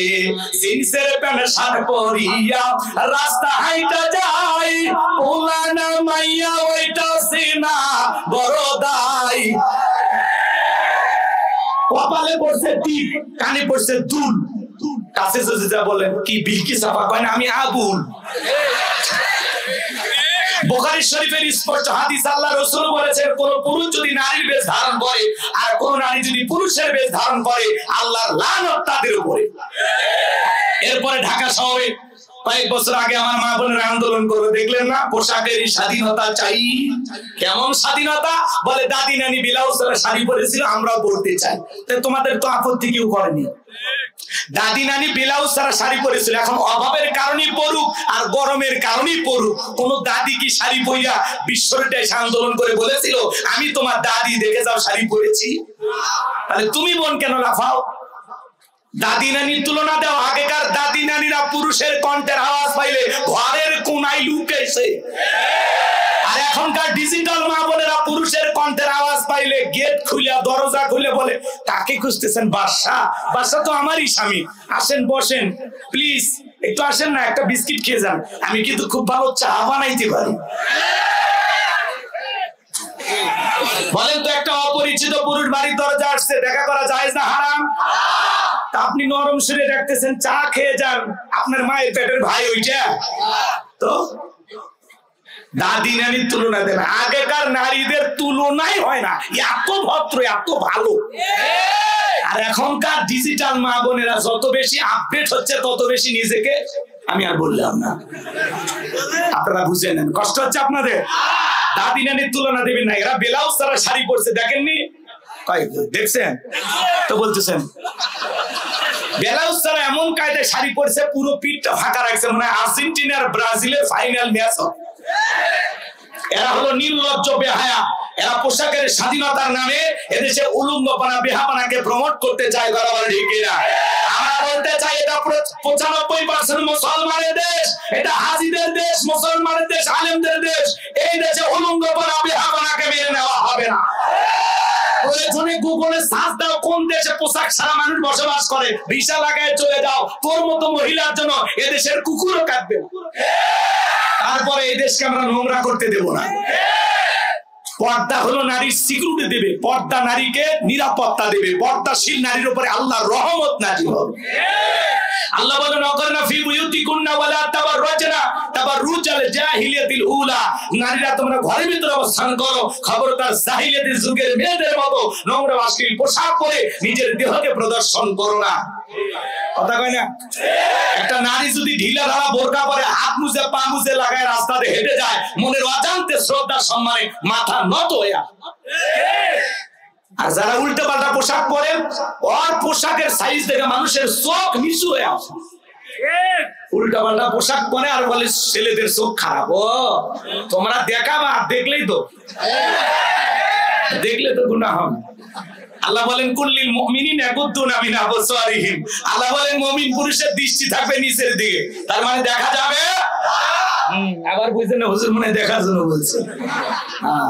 অনেকে বলে একবার দেখা যায়, কোন হুজুর কইছে? হুজুরের নাম ঠিকানা দিয়ে তো একবার দেখা যায় না। আল্লাহ রাসূল হযরত আলীকে বলতেছেন, জামাই হঠাৎ করে কোন নারীর উপরে যদি তোমার নজর পড়ে যায়, সঙ্গে সঙ্গে দৃষ্টিটাকে ফিরায় নাও, কারণ প্রথম দৃষ্টি তোমার আর দ্বিতীয় দৃষ্টি বিশ শয়তানের। এই জন্য দেখা হঠাৎ করে যদি চোখে পড়ে যায়, হঠাৎ করে ইচ্ছাকৃত ভাবে না, ইচ্ছাকৃত ভাবে দেখা জায়েজ নাই। মনে থাকবে তো ইনশাআল্লাহ? আল্লাহ আমার মা বোনদেরকে পর্দা করার তৌফিক দান করুন। যে বোনেরা উল্টা পাল্টা পোশাক পরে নিজেকে প্রদর্শন করতেছেন আর বলতেছেন এলাকার সব মানুষ তাকা আছে, মনে রাখবেন পচা মাছে মাছি যেরকম বেশি পড়ে, যে নারী উল্টা পাল্টা পোশাক পরে দুষ্ট লোকের মাছি নামের নজর পড়ে। কেউ তোমার দিকে ভালো চোখে তাকায়নি। ভালো হইতে চাইলে নিজেকে প্যাকেটের ভিতরে রাখো, আল্লাহ তোমার মর্যাদা বাড়িয়ে দেবে। কারণ মেয়ে মানুষ আকর্ষণীয় থাকবে তখনই যখন নিজেকে পর্দার ভিতরে রাখবে। যুবক জান ওই বোরকা পরা নারীর চেহারার দিকে তাকায় মনে করি সে বোরকার ভিতরে না জানি কি আছে, ও পাগল হয়ে তোমার বাবার পিছে ঘুরবে। ভালো হয়ে যা মা, ভালো হয়ে সামনে যায়, কষ্ট হবে নাকি গো? বিরক্ত হইতেছেন ভাই? লিল্লাহে তাকবীর। আমার ভাইয়েরা নারীদের ওয়াজ করার জন্য খুবই আপত্তি করছে। আজকের মাহফিলে নাকি 7% মহিলারাই বেশি টাকা দিচ্ছে, এই জন্য ওদের একটা হক আছে। তবে আমি বলছি ভালো মা বোনদের জন্য আমার ওয়াজ নাই, তারা তো ভালোই, কিন্তু যারা দুই সাইডে ব্যাকা আছে ওইগুলো সোজা করালে। লিল্লাহে তাকবীর। আমার ভাইরা মন খারাপ করবেন না, চলেন সামনের দিকে যাই। আমি যে কথা বলতে চাচ্ছিলাম, তাহলে নামাজের মধ্যে দাঁড়ায় মন খালি ছটফট করে, দুনিয়াবি নানান চিন্তা ভাবনা মনে হয়, এমন নামাজ দিয়া কিন্তু জান্নাত পাওয়া যাবে না। ভালো করে বুঝবেন। এক চাচামি এত তাড়াহুড়ো করে ওযু করছে, এক ঠেঙ্গা দিয়ে মসজিদে ঢুকছে, টাইসালা মসজিদ পিছলে গেছে, চাচা একদিক লঙ্গি একদিক, তাও বলে আল্লাহু আকবার। এমন নামাজ হবে না বাজান, ওই চাচামিয়ার মতো নামাজ পড়লে হবে না। কেউ নামাজে দাঁড়ায় এদিক ওদিক তাকায়, দাড়ি চুলকায়, কথা কয় না। আল্লাহ কি বলেন? আল্লাযীনা হুম ফি সালাতিহিম খাশিউন, যারা নিজেদের সালাত বিনয়ের সহিত নম্রতার সহিত আল্লাহর ভয় নিয়ে খুশু খুজু ভাব নিয়ে। একটা রাষ্ট্রপতি প্রধানমন্ত্রীর সামনে দাঁড়ালে কি করবেন? দাড়ি চুলকাবেন, টুপি ঠিক করবেন, তিরিং বিরিং করবেন, কি করবেন? নম্রতা এবং ভদ্রতা নিয়ে দাঁড়াবেন, যাতে চুল পরিমাণে বেয়াদবি না হয়। একটা প্রধানমন্ত্রী রাষ্ট্রপতি তার সামনে যতটুকু ভদ্র সভ্য হয়ে দাঁড়াবেন, তার চাইতে কোটি কোটি গুণ বেশি নম্রতা এবং ভদ্রতার সহিত সালাতের ভিতরে আপনাকে দাঁড়াইতে হবে। আপনি নামাজ পড়বেন আর মনে মনে খেয়াল করবেন, আমি নামাজ পড়তেছি, আল্লাহ আমারে দেখতেছেন। আমি নামাজ আদায় করতেছি, আল্লাহ আমার সামনে দাঁড়িয়ে আছেন। আমি জোহরের সালাত আদায় করব আর মনে মনে খেয়াল করব, এই জোহরের সালাত আমার জীবনের শেষ সালাত। আমি আসর পর্যন্ত নাও বাঁচতে পারি, আল্লাহর ভয়ে পড়তে হবে ভাই। আর আপনি নামাজ পড়েন, দাড়ি চুলকেন, টুপি ঠিক করেন, লুঙ্গি খুলে যায়, আপনার লুঙ্গি এত খোলে, রশি লাগাবেন, পাটের রশি আছে না? কেউ কেউ আবার নামাজ পড়তে পড়তে ফোন রিসিভ করে বলে হ্যালো নামাজি আসি, কি ডিজিটাল মুসল্লি, এরকম আছে না নাই বাজান? এরকম নামাজ দেওয়া হবে না। জোহরের 4 রাকাত সুন্নাত ইমাম আর মুসল্লি একসাথে নিয়ত বেঁধেছে, ইমামের 2 রাকাত হওয়ার আগে মুসল্লি 4 রাকাত শেষ। হুজুর এবার জিজ্ঞাসা করে চাচা আমি আমার 2 রাকাত হয় না আপনার 4 রাকাত, বলে হুজুর আপনাদের চর্চা কম, হুজুর নাকি চর্চা কম, এরকম নামাজ বলে নামাজ হবে না। 2 মিনিটে 2 রাকাত, 4 মিনিটে 4, এই 4G 5G গতি নামাজ হবে না। নামাজ পড়তে হবে ধীরে স্থির ভাবে। ফাঁসির আসামিকে যদি বলা হয় রাত 10টা বাজে 12টায় তোমার ফাঁসি, লোকটা যদি ইমানদার হয় অবশ্যই 2 রাকাত নামাজ আদায় করবে। ফাঁসির আসামি জীবনের শেষ মনে করে যেভাবে সালাত আদায় করে ওই রকম আল্লাহর ভয়ে আল্লাহকে রাজি খুশি করার জন্য কারা কারা 5 ওয়াক্ত সালাত আদায় করবেন 2 হাত তুলে আল্লাহকে দেখান। আল্লাহ আমাদের সবাইকে 5 ওয়াক্ত নামাজি বানায় দাও, জোরে বলেন আমিন। আরেকটু জোরে বলেন আমিন। বাংলাদেশে জুমার নামাজের জন্য মসজিদ ভাঙে 2 তলা 3 তলা করা হয়, আর ফজরের নামাজের সময় এক কাতার মুসল্লি পাওয়া যায় না। এমন মসজিদ আছে মুয়াজ্জিন একাই আযান দিয়ে একাই নামাজ পড়ে, এক দুলে ভাইও আসে না। এরকম মসজিদ আছে না? তাহলে বলেন বিশ্বনবীর জামানায় ফজরের নামাজের সময় মসজিদ কানায় কানায় পূর্ণ, জুমার সালাতের সময় মসজিদ কানায় কানায় পূর্ণ। সুবহানাল্লাহ। আপনি জুমার 2 রাকাত পড়লেন, বাকিগুলো কি আসর মাগরিব এশা ফজর এগুলো দরকার না? এগুলো ফরজ না? তো কেন যান না ভাই, কেন যান? মুসলমানের কাছে যদি নামাজের ওয়াজ করা লাগে আর চাইতে দুঃখ আর আছে? আপনি আমি আল্লাহর গোলাম, গোলাম হিসেবে মাথা নত করে আল্লাহকে সিজদা দেওয়ার মধ্যে সবচেয়ে তৃপ্তি। যত বেশি মালিকের কাছে মাথা নত করবেন তত পৃথিবীর সামনে আল্লাহ আপনার মাথা উঁচু করবে। পারবো তো গোলামি করতে ইনশাআল্লাহ? সময় নাই, নামাজ দেওয়াজ করলে 2 ঘন্টা ওয়াজ করা যাবে, ওদিকে যাব না। এইবার 2 নাম্বার গুনাহ বলি, ওয়াল্লাযীনা হুম আনিল লাগবি মুরিদুন। মুমিন বান্দা 2 নাম্বার গুনাহ বলি, অনার্থক কথাবার্তা বলা যাবে না, অপ্রয়োজনীয় কথা বলা যাবে না। এক জায়গায় বসে 2-3 ঘন্টা গল্প করে, চায়ের কাপে ঝড় তোলে, মনে হয় গীবত কমিটির সভাপতি সেক্রেটারি বসে গেছে, বলে অমুক খারাপ তমুক খারাপ, এ ভালো না সে ভালো না। আরে ভাই, মানুষের সমালোচনা করে কোনো লাভ নাই, নিজের সমালোচনা করেন। নিজের জীবনে তো তুলুটু দিয়ে ভরা, আমি তো নিজের গুনাহের টেনশনে ঘুমাইতে পারি না, মানুষকে নিয়ে তো চিন্তা করার সময় আছে? তাহলে মানুষের সমালোচনা করা যাবে? কে খারাপ কে ভালো এটা নিয়ে আপনাকে পড়ে থাকতে হবে না। আপনি এত সমালোচনা কেন করেন? চায়ের কাছে ঝড় তুলে ফেলে দিছে, ফটর ফটর ফটর ফটর, মনে হয় অটো মেশিন চালু করছে। আগে 4-5 জন মহিলা এক জায়গায় হলে গীবত পরনিন্দা হয়তো, এখন 4-5 জন পুরুষ এক জায়গায় হলে গীবত শুরু হয়ে যায়। আল্লাহ যেন একটু হেদায়েত দান করেন, জোরে বলেন আমিন। আপনি এত কথা কেন বলেন? এত কথা কেন বলেন? আপনার জবানের প্রত্যেকটা কথা আল্লাহ রেকর্ড করতেছেন। মায়াল ফিজু মিন কাউলিন ইল্লা লাদাইহি রাকিবুন আতীদ। বান্দা এমন কোন কথা বলে না যে কথা রেকর্ড করার জন্য আমার ফেরেশতারা নাই। আপনার জবানের প্রত্যেকটা কথার হিসাব একদিন আল্লাহর কাছে দিতে হবে। আপনি হিসাব দিতে বাধ্য। মোবাইলে রিসার্চ করার মতো জবানটা যদি রিসার্চ করা লাগতো তাহলে এমনি আওয়াজ বন্ধ হইতো। আল্লাহর জব দেওয়া জবান তো বিল দেওয়া লাগে। হুজুর ইমামের পিছনে নামাজ পড়ে আবার ইমামের বিরুদ্ধে সমালোচনা, বক্তার ওয়াজ শুনে আবার বক্তার বিরুদ্ধে সমালোচনা। দুলে ভাই তুমি এত ভালো, আমাদের কাছে আসছো কেন? আমাদের কাছে এসে তোমার লাভ আছে? তুমি তো ফেরেশতার নিচেই। রাগ করবেন না ভাইরা আমার, এই জন্য সমালোচনা করা যাবে না। আমি মানুষকে নিয়ে কেন ভাববো? যারা সমালোচনাকারী এরা হলো নিচু মনের মানুষ। আর এদিকে খেয়াল করেন, সূরা মুদ্দাসিরে আল্লাহ পাক জানিয়ে দিয়েছেন ওয়াকুন্না নাখুদু মাল খাইদিন, যারা সমালোচনাকারী এরা যাবে সাকর নামক জাহান্নামে। তাহলে আমি মানুষের সমালোচনা আজ থেকে করব, মনে থাকবে তো ইনশাআল্লাহ। মান সামাতা নাজা, চুপ থাকলেও আপনি নাজাত পাবেন, বলেন আল্লাহু আকবার। এইজন্য মুমিন বান্দা জবান দেশে কথা বলবে, যে কথা বললে সব হয়। মুমিন বান্দা অনার্থক কাজ করবে না। মুমিনের টাকা হলে মুমিন সিনেমা হল বানাবে না, যাত্রা গানের আয়োজন করবে না, গানের কনসার্ট দেবে না, মদের বার দেবে না, সিনেমা হল বানাবে না। মুমিনের টাকা হলে মুমিন মসজিদ বানাবে, মাদ্রাসা বানাবে, ঈদগাহ মাঠ বানাবে, কবরস্থান বানাবে, তাফসীরুল কোরআন মাহফিলের আয়োজন করবে। মুমিনের টাকা দিয়ে সমাজে ভালো ভালো কাজ চালু হবে। আর যেই দেশের মানুষ খাইতে পারে না, ডাস্টবিনের খাবার ঘুরে খায়, একটা নারী 500 টাকার বিনিময়ে দেহ টাকা বিক্রি কইরা পেটের ভাত জোগাড় করে। কত মানুষ রেল স্টেশনে ঘুমায়। আর সেই দেশে যারা ভাস্কর্যের নামে 4,500 কোটি টাকা খরচ করেছে, প্রত্যেকটা টাকার হিসাব একদিন আল্লাহর কাছে দিতে হবে। ভাস্কর্য বানায় লাভ করছেন কি? 5ই আগস্টে মাথার উপর উঠে পেশাব করছে মানুষ, এটা আপনার বাবার সম্মান কমছে না বাড়ছে? ওই টাকাতে যদি মসজিদ বানাতেন, মাদ্রাসা বানাইতেন, গরিব দুঃখীকে খাইতে দিতেন, দুঃখী মানুষের বাসস্থান বানায় দিতেন, বেকার যুবকদের কর্মস্থানের ব্যবস্থা করে দিতেন, আপনার বাবার কবরে বিকাশ হয়ে সব পৌঁছে যেত। ভালো পরামর্শ দিলে তো শোনেন না, রাগ করেন নাকি আপনারা? মুসলমান ভাস্কর্য বানাইতে পারে?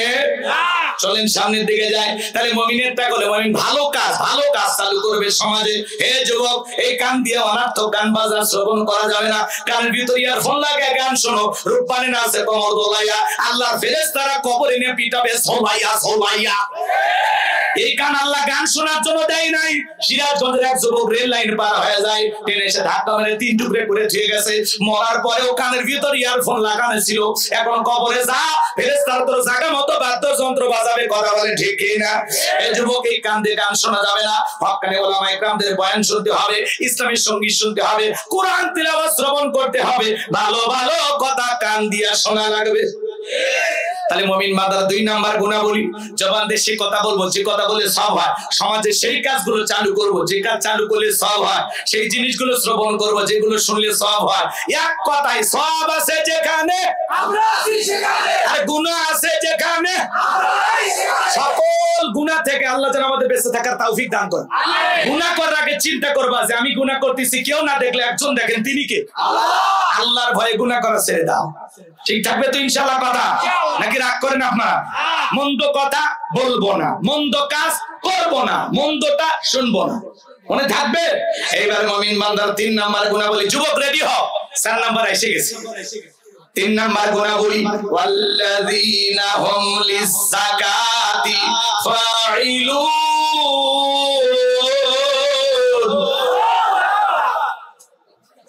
মুমিন বান্দার 3 নাম্বার গুণাবলী, আল্লাহ যদি মুমিন বান্দাকে নিসাব পরিমাণের সম্পদের মালিক বানায় দেন, মুমিন বান্দা সক্রিয়ভাবে হিসাব করে করে কয় লাখ টাকার কয় হাজার টাকা যাকাত আসবে, কয় কোটি টাকার কয় লাখ টাকা যাকাত আসবে, মুমিন বান্দা হিসাব করে করে বছরে একবার যাকাত দেবে। কার ভয়ে? যাকাত দেওয়া নফল না ফরজ? নামাজ আদায় করা যেমন ফরজ, যাকাত প্রদান করা তেমনি ফরজ। যাকাত আসছে দারিদ্রতা বিমোচন করার জন্য, অভাব মুক্ত সমাজ রাষ্ট্র দেশ গড়ার জন্য। যাকাত আসছে রাস্তার এপারে 10 তালা এই পারে গাছতলা তার ব্যবধানকে দূর করার জন্য। যাকাত আসছে পথে পড়ে থাকা অবহেলিত মানুষের মুখে হাসি ফুটায়া তাদের অধিকার প্রতিষ্ঠিত করার জন্য। বলেন আল্লাহু আকবার। এদিক শোনেন, বাংলাদেশের অর্থনীতি যাকাত ভিত্তিক না সুদ ভিত্তিক? এই সুদ ভিত্তিক অর্থনীতি হালাল না হারাম? এই হারাম অর্থনীতি দিয়ে কোশ্চিন কালে বাংলাদেশকে কোন নেতা দারিদ্র মুক্ত করতে পারবে না। কথা কয় না? এই যুবক, এই ফাসকার দিকে উঠো বাবা, বসো বসো। কি দোয়া করবো এখন? দোয়া খুব দ্রুত আমি ঝড়ের বেগে শেষ করে দেবো, কষ্ট দেবো না আপনাদের। আমার সাথে একটু আওয়াজ দেন, এদিকে ওটা ভাষা করেন না ভাই, বসো বসো। আমার ভাইয়েরা, যে কথা আমি বলতে যাচ্ছিলাম গভীর মনোযোগ দিয়ে শোনেন। তাহলে বাংলাদেশের অর্থনীতি যাকাত ভিত্তিক না সুদ ভিত্তিক? হালাল না হারাম? এই হারাম অর্থনীতিতে কোশ্চিন কালে বাংলাদেশকে কোন নেতা দারিদ্র মুক্ত করতে পারবে? বাংলাদেশকে দারিদ্র মুক্ত করতে হলে যাকাত ভিত্তিক অর্থনীতি চালু করতে হবে। একটা যাকাত মন্ত্রণালয় চালু করা লাগবে। এদেশের এদিক খেয়াল করেন, এই যাকাত মন্ত্রণালয় চালু করে এই দেশের বিজ্ঞ ইসলামিক স্কলার দ্বীনের দায়ী আলেমদের কাঁধে এই যাকাত মন্ত্রণালয়ের দায়িত্ব ভার দেওয়া লাগবে। ওই গুমসুর ডালসুর বিকাশের টাকা চোর দুর্নীতিবাজ ওই নেতাদেরকে দেওয়া যাবে না। যারা 11 লক্ষ কোটি টাকা দুর্নীতি করে বিদেশে পাচার করেছে, কথা বলেন। 93 বিলিয়ন ডলার ঋণের বোঝা বাংলাদেশের মানুষের ঘাড়ে চাপিয়ে দেওয়া পালিয়ে গেছে। হাজার হাজার বিঘা জমি জোর করে দখল করেছিল, জায়গা জমি পড়ে আছে, নেতা নাই। 5-10 কোটি টাকা দেবের গাড়ি গ্যারেজে পড়ে আছে, নেতা নাই। কথা কয় না? আছে আছে, এমপি মন্ত্রী আছে, মন্ত্রীরা সব কোথায় গেল, এমপিরা সব কোথায় গেল, কোথায় কাদের ঢাকা? ওদের সারা দেশটা এখন লাগে ফাঁকা ফাঁকা।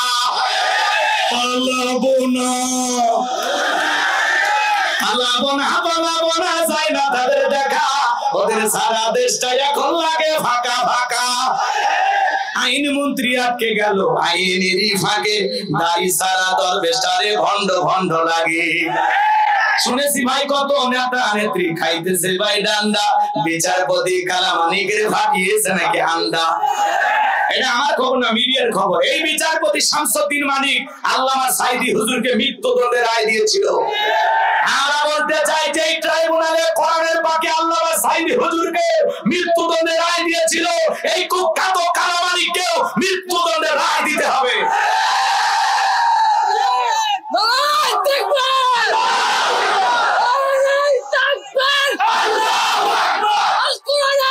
এই বিচারপতি শামসুদ্দিন মানিক টকশোতে বসে আমার বোনকে অপমান করে রাজাকারের বাচ্চা বলেছিল, ছাত্র আন্দোলনের সমস্ত ছাত্রদেরকে রাজাকারের বাচ্চা বলে গালি দিয়েছিল, 116 জন আলেমের তালিকা করে দুদকের কাছে জমা দিয়েছিল। আমার রোল নাম্বার ছিল 23। ওই 16 জনের মধ্যে আমি কত? 116। তার মধ্যে আমিও ছিলাম। চিন্তা করা যায়, আপনারা চেনেন না, ওরা ঠিকই চেনেন। বাতিলদের চোখে পড়া মানে কি? দাওয়াত জায়গা মতো। কে রাগ করতেছেন আপনারা? রাগ করবেন না আমার ভাইয়েরা। এই ছেলে বসে, রাগ করতেছেন? বিচারকেরও বিচার হওয়ার দরকার আছে না? বিচারকের নামে ছিল বিগত সরকারের 5 আটা গোলাম। কি বোঝেন না? ওইদিকে আমি যাবো না ভাই, অনেক কথা বলার ছিল। রাগ করেন, রাগ করেন। অলকের ঝলক গেল, অলকের ঝলক গেল, থামিয়ে নেটের ঝাঁকা, ওদের সারা দেশটা এখন লাগে ভাগা ভাগা। কোথায় গেল সংসদেতে মমতাজের গান, কোথায় গেল হযরত বলা শামীম ওসমান। 70 টাকা তাহাজ্জুদ পড়তো, বিয়ের পর আল্লাহর ওলি দাবি করেছিল, 41 সাল পর্যন্ত টিকে থাকার স্বপ্ন দেখেছিল, কিন্তু 5 আগস্টে 24 সালে ভাগ্যে কি আছে আল্লাহর ওলিরা জানতো না। মাইক পেলে বলে খারাপ, আজকে মাইক পরে আছে, মাঠ পরে আছে, কিন্তু ওই খেলোয়াড়রা নেয়। মাঠ পরে আছে কিন্তু খেলোয়াড়রা নাই। ওরা দুর্নীতি করে নেতা দেশি আর বাড়ি করছে কানাডা আমেরিকায়। এমন নেতা আছে বহু বিদেশি। কথা কয় না? রাগ করতেছেন মনে হয় আমার ভাইরা। তাহলে বাংলাদেশে যাকাত ভিত্তিক অর্থনীতি চালু করা লাগবে, আলেমদের দায়িত্ব দেওয়া লাগবে। আলেমেরা কি করবে শোনেন, সমস্ত ধনীদের তালিকা করবে। এই দেশের সমস্ত ধনীদের তালিকা করে 10 বছর যদি যাকাত আদায় করা হয় আর সঠিক পদ্ধতিতে যাকাত যদি বন্টন করা হয়, 10 বছর পরে বাংলাদেশে একজন গরিব খুঁজে পাওয়া যাবে না। বলেন সুবহানাল্লাহ। আলেমেরা কি করবে? ধনী মানুষ বলেন আপনার ব্যাংকে কত টাকা, বইয়ের অ্যাকাউন্টে কত টাকা, গোপন সিন্ধুকে কত, খাতের নিচে কত, সাদা কত, কালা কত। আপনার টাকা আছে 2,75,72,500 টাকা। ধনী যাকাত দেবে না, যাকাত আদায় করা হবে। এদেশের ধনীরা যাকাত মানে কইছে শাড়ি লুঙ্গি। এমন লুঙ্গি কিনে দেয় 200 টাকা দাম, লিটন লুঙ্গি পরে থাকলে ওর জান্নাত জাহান্নাম সব বোঝা যায়। এমন শাড়ি দেয় 300 টাকা দাম, ধুয়ে দিলে শাড়ি না মশারি খুঁজে পাওয়া যায় না। এই বড় লোক এই শাড়ি তোর বউরে পরাবি, এই শাড়ি তোর মেয়েরে পরাবি। কথা বল। যাকাত মানে শাড়ি লুঙ্গি না, দিলেও মান সম্পূর্ণ কাপড় দেওয়া লাগবে। হযরত ওমর ফারুক বলেন যাকাতের অর্থ এমন ভাবে দাও যাতে ওই ব্যক্তি যাকাতের জন্য আর কারো দুয়ারে হাত না পাতে। আল্লাহু আকবার বল। এই ছেলেটা বেকার বসে আছে, ওরে যাকাতের 1.5 লাখ টাকা দিয়া এই শাহজাহান মার্কেটে ছোটখাটো দোকান ধরায় দেন। আল্লাহ যদি চায় 5-7 বছর ব্যবসা করে ও নিজেও ভবিষ্যতে যাকাত দিবে। এই ছেলেটা বেকার বসে আছে, ওরে 1.5 লাখ টাকা দিয়ে একটা অটো ভ্যান রিকশা কিনে দেন, ভাগ্যের চাকা ঘুরে যাবে। ওই মহিলা আসছে বিধবা, শাড়িতে কিলাফ সিলাই মেশিন কিনে দেন, 2টা ছাগলের বাচ্চা কিনে দেন, 2টা গাভী গরু কিনে দেন, এগুলো লালন পালন করে ভাগ্যের চাকা ঘুরাবে। যাকাতের অর্থ দিয়ে মানুষের কর্মস্থানের ব্যবস্থা করে দিতে হবে। শুনেন 2 মিনিট একটা ঘটনা বলে দিয়ে যায়। আল্লাহ নবী মুসা আলাইহিস সালামের নাম আপনারা শুনেছেন। শোনেন, এদেশের ধনীরা হিসাব করে যাকাত দেয় না। ওনার যাকাতের 1 কোটি টাকা, কোন মতে 5-10 লাখ টাকা যাকাত দিয়ে নিজের 90 লাখ টাকা যাকাত নিজেই মেরে খায়। এনার আসছে 10 লাখ, 2-3 লাখ দিয়ে নিজের 6 লাখ নিজেই খায়। কারণ এই দেশের ধনীরাও যদি যাকাত দিত, এই 53 বছরে বাংলাদেশ অনেক আগেই দারিদ্র মুক্ত হয়ে যেত। কথা কি বুঝতে পারতেছেন? আল্লাহ নবী মুসা আলাইহিস সালাম নাম শুনছেন আপনারা? বলবো কারণকে যা বলে কারণ যাকাত দিতে হবে। কারণ ডেকে বলে পয়গম্বর আমি যাকাত দিতে পারবো না। নবী মুসা ডেকে বলে কারণ রে যাকাত না দিলে যাকাত আদায় করা হবে। বুঝেননি? নবী মুসা যেই নবী রেগে গেলে মাথা টুপি ভেদ করে চুল খাড়া হয়, এক ঘুষিতে ফিরাউনের এক কীর্তিক দুনিয়ার থেকে বিদায় করে দিয়েছে। তাহলে বলেন শরীরে শক্তি আছে না? এত রাগ নবী মুসা আজরাইলকে পর্যন্ত সর বসায় দিচ্ছে। আমার ভাইয়েরা সেই নবীর মুখের দিকে তাকাইয়া কারণ দিকে বলে পয়গম্বর এত রাগ করা লাগবে না, কত টাকা দিতে হবে? নবী মুসা ডেকে বলে 2.5% বলে ঠিক আছে যান, আমার একটু সময় দেন, হিসাব নিকাশ করে আপনাকে জানাবো। নবী মুসা চলে গেলেন। এইবার কারণ হিসাব নিকাশে বসে গেল। এই কারণকে আল্লাহ পাক এত সম্পদ দিয়েছিল, 70টা উট লাগতো চাবি বহন করতে। চাবি যদি এত হয় তালা কত, আর তালা যদি এত হয় সিন্ধুকের মাল কত, ছোট মাথায় ধরবে না। কারণ এইবার হিসাব নিকাশ করে দেখে হাজার হাজার কর্মচারী দিয়া সারাদিন সারা রাত যদি যাকাতের টাকা দেওয়া হয় এরপরে টাকা শেষ হবে না। এমনি তো কৃপন পায় স্যান্ডেল দেয় না, ক্ষয় যাবে বলে, গায়ে জামা পরে না ছিঁড়ে যাবে বলে, সেই কৃপন কি এত টাকা জাকাত দিতে পারে? এলাকার 2 নাম্বার মহিলা ছিল, নাম হলো সবদা। সবদার কাছে যা বলে, সবদারে তোরে 2 বস্তা টাকা দিব, বিনিময়ে আমাকে একটা সাক্ষী দিয়ে বলতে হবে আল্লাহ নবী মুসা আলাইহিস সালাম আগামী কালকে যে মজলিসে দাঁড়ায়া আল্লাহর পথে মানুষকে আহ্বান করবে, ওই ভরা মজলিসে দাঁড়ায়া একবার শুধু বলবা নবী মুসা দিনের বেলা ওয়াজ করে আর রাতের বেলা আমি সবদার সাথে রাত কাটাই, বাস এতটুকু কথা বললে যথেষ্ট, বাকি যা করার আমি করব। অ্যাডভান্স হিসেবে আজকে 1 বস্তা টাকা দিয়ে দিলাম। সবদার রাজি হয়ে গেল। পরদিন সকালবেলা আল্লাহ নবী মুসা আলাইহিস সালাম হাজার হাজার জনতার সামনে আল্লাহর পথে মানুষকে আহ্বান করতেছেন। ওই ভরা মজলিসে সবদা নামের সেই মহিলা নবী মুসা আলাইহিস সালামের আলোচনা শোনার পরে পাষাণ হৃদয় গইলা চোখ দিয়ে পানি ঝরতেছে। কারণ ইশারাতে বলে তাড়াতাড়ি, তারা বলেন আর একটু শুনি। এবার 2 জন লোক পাঠায় দিল, ওরা জোর করে ভরা মজলিসে সবদাকে দাঁড় করা দিল। যখন কারো লাভ মেরে দাঁড়ায় বলে মুসা রে ওয়াজ বন্ধ কর, তাকায় দেখ 2 নাম্বার মহিলাটা দাঁড়াইছে। মহিলা 2 নাম্বার না, 1 নাম্বার। মুসা নবী কি জানে? রতনে রতন সেনে কথা কয় না গো, রাগ করেন নাকি আপনারা? ভালো করে বোঝার চেষ্টা করবেন। আজ দেখবেন আলিমরা যখন সুদের কথা বলে, ঘুষের কথা বলে, জিহাদের কথা বলে, একামত দিনের কথা বলে, আল্লাহর জমিনে আল্লাহর দ্বীনকে বিজয় করতে হবে এই কথাগুলো বলে, ডাইরেক্ট এক শ্রেণীর লোক এসে বলে হুজুর আপনার ওয়াজ লাইন ছাড়া। হুজুরের ওয়াজ লাইন ছাড়া না, তোমার জীবন লাইন ছাড়া, তুমি একটা তার ছেঁড়া। আমাদের আফসোস লাগে ওই জায়গায় বাংলাদেশে বাণিজ্য মেলা নামে যাত্রার প্যান্ডেলে রাত 12টার পরে নর্তকীর গায়ে একটা সুতার কাপড় থাকে না, ওখানে 144 জারি করা হয় না। যারা বাংলাদেশে তাফসীরুল কোরআন মাহফিলে ওয়াজ মাহফিলে 144 জারি করে আলেমদের কথা বলা বন্ধ করে দেয়, আমার বিশ্বাস ওদের জন্ম মুসলমানের রক্ত দিয়ে হতে পারে না। কোরআনের কথা বলতে বাধা দেবে যারা, আবু জেহেলের অনুসারী তারা। কি হয় আপনার হক কথা শুনতে কষ্ট হয়? আমার ভাইয়েরা এইবার সবদা দাঁড়িয়ে গেছে। নবী মুসা অবাক হয়ে তাকিয়ে আছেন। কারণ ঠিক বলে সবদা তোমার যা বলার তুমি বলো, আমি তোমার সাথেই আছি। সবদা বলতেছে কারণ এইবার তুমি বসে বলো, আমি যেহেতু দাঁড়িয়েছি বলার জন্য আমাকে বলতে দাও। সবদা এবার ডেকে বলে জনগণ শোনো দিয়া মন, আমি জীবনে কোনোদিন মুসা নবীকে দেখি নাই। আজকে মুসা নবীর আলোচনা শোনার পরে পাষাণ হৃদয় গইলে গেছে। আমি সিদ্ধান্ত নিয়েছি আর খারাপ কাজ করব না, আমি তওবা করে ঈমান গ্রহণ করতে চাই। সুবহানাল্লাহ। একটা নবীর কয়েক মিনিটের আলোচনা শুনে একটা পতিতে ভালো হয়ে গেল। এই জন্য এই যে নাইবে রাসূল যারা ওলামা ইকরামদের ওয়াজ শুনে বেনামাজি নামাজি হয়ে যায়, সুদখোর ঘুষখোর ভালো হয়ে যায়, বেপরদায় চলে মা বোনেরা পর্দা করে, দাড়ি কাটা যুবকটা দাড়ি রাখে, অনেক চোর ডাকাত ভালো হয়ে যায়, অনেক নেশাখোর যুবক ভালো হয়ে যায় আলেমদের বয়ান শুনে। এই দেশে যদি এই মসজিদের বয়ান, এই ওয়াজ মাহফিল, এই দ্বীনি মসজিদগুলো না হইতো, এই দেশের মানুষ লন্ডন আমেরিকার মতো হাফ প্যান্ট পরে ঘুরতো। হ্যাঁ, শুধুমাত্রই ভালো আছে এই যে দেখেন শ্রমিক ভাইয়েরা, তারা দিন রাত পরিশ্রম করে, সেখান থেকে কিছু টাকা দিয়ে আজকের এই জান্নাতের বাগান সাজাইছে। এই মাহফিলে কোনো কালেকশন আছে না, নিজেরা টাকা দিছে, বাপের বেটা। অধিকাংশ মানুষ আমার উত্তরবঙ্গে বিভিন্ন জেলারও আছে আলহামদুলিল্লাহ, কারো বাড়ি কুষ্টিয়া, কারো বাড়ি মানিকগঞ্জ, কারো বাড়ি দিনাজপুর, কারো বাড়ি গাইবান্ধা, লালমনিরহাট, আছে না? এভাবে বিভিন্ন জেলা, বগুড়া, নওগাঁ, জয়পুরহাট, বিভিন্ন অঞ্চলের মানুষ আপনারা আসছেন। আমি যদি এই জায়গায় বলি ভাই উত্তরবঙ্গের কারা হাত তোলে তো দেখি, দেখেন সব উত্তরবঙ্গ, দেখছেন? আমি যে আগেই বললাম এই সময় না যে আপনার বাড়ি বগুড়া, দেখেন সবাই বসে আছে। খারাপ লাগে, খারাপ লাগে।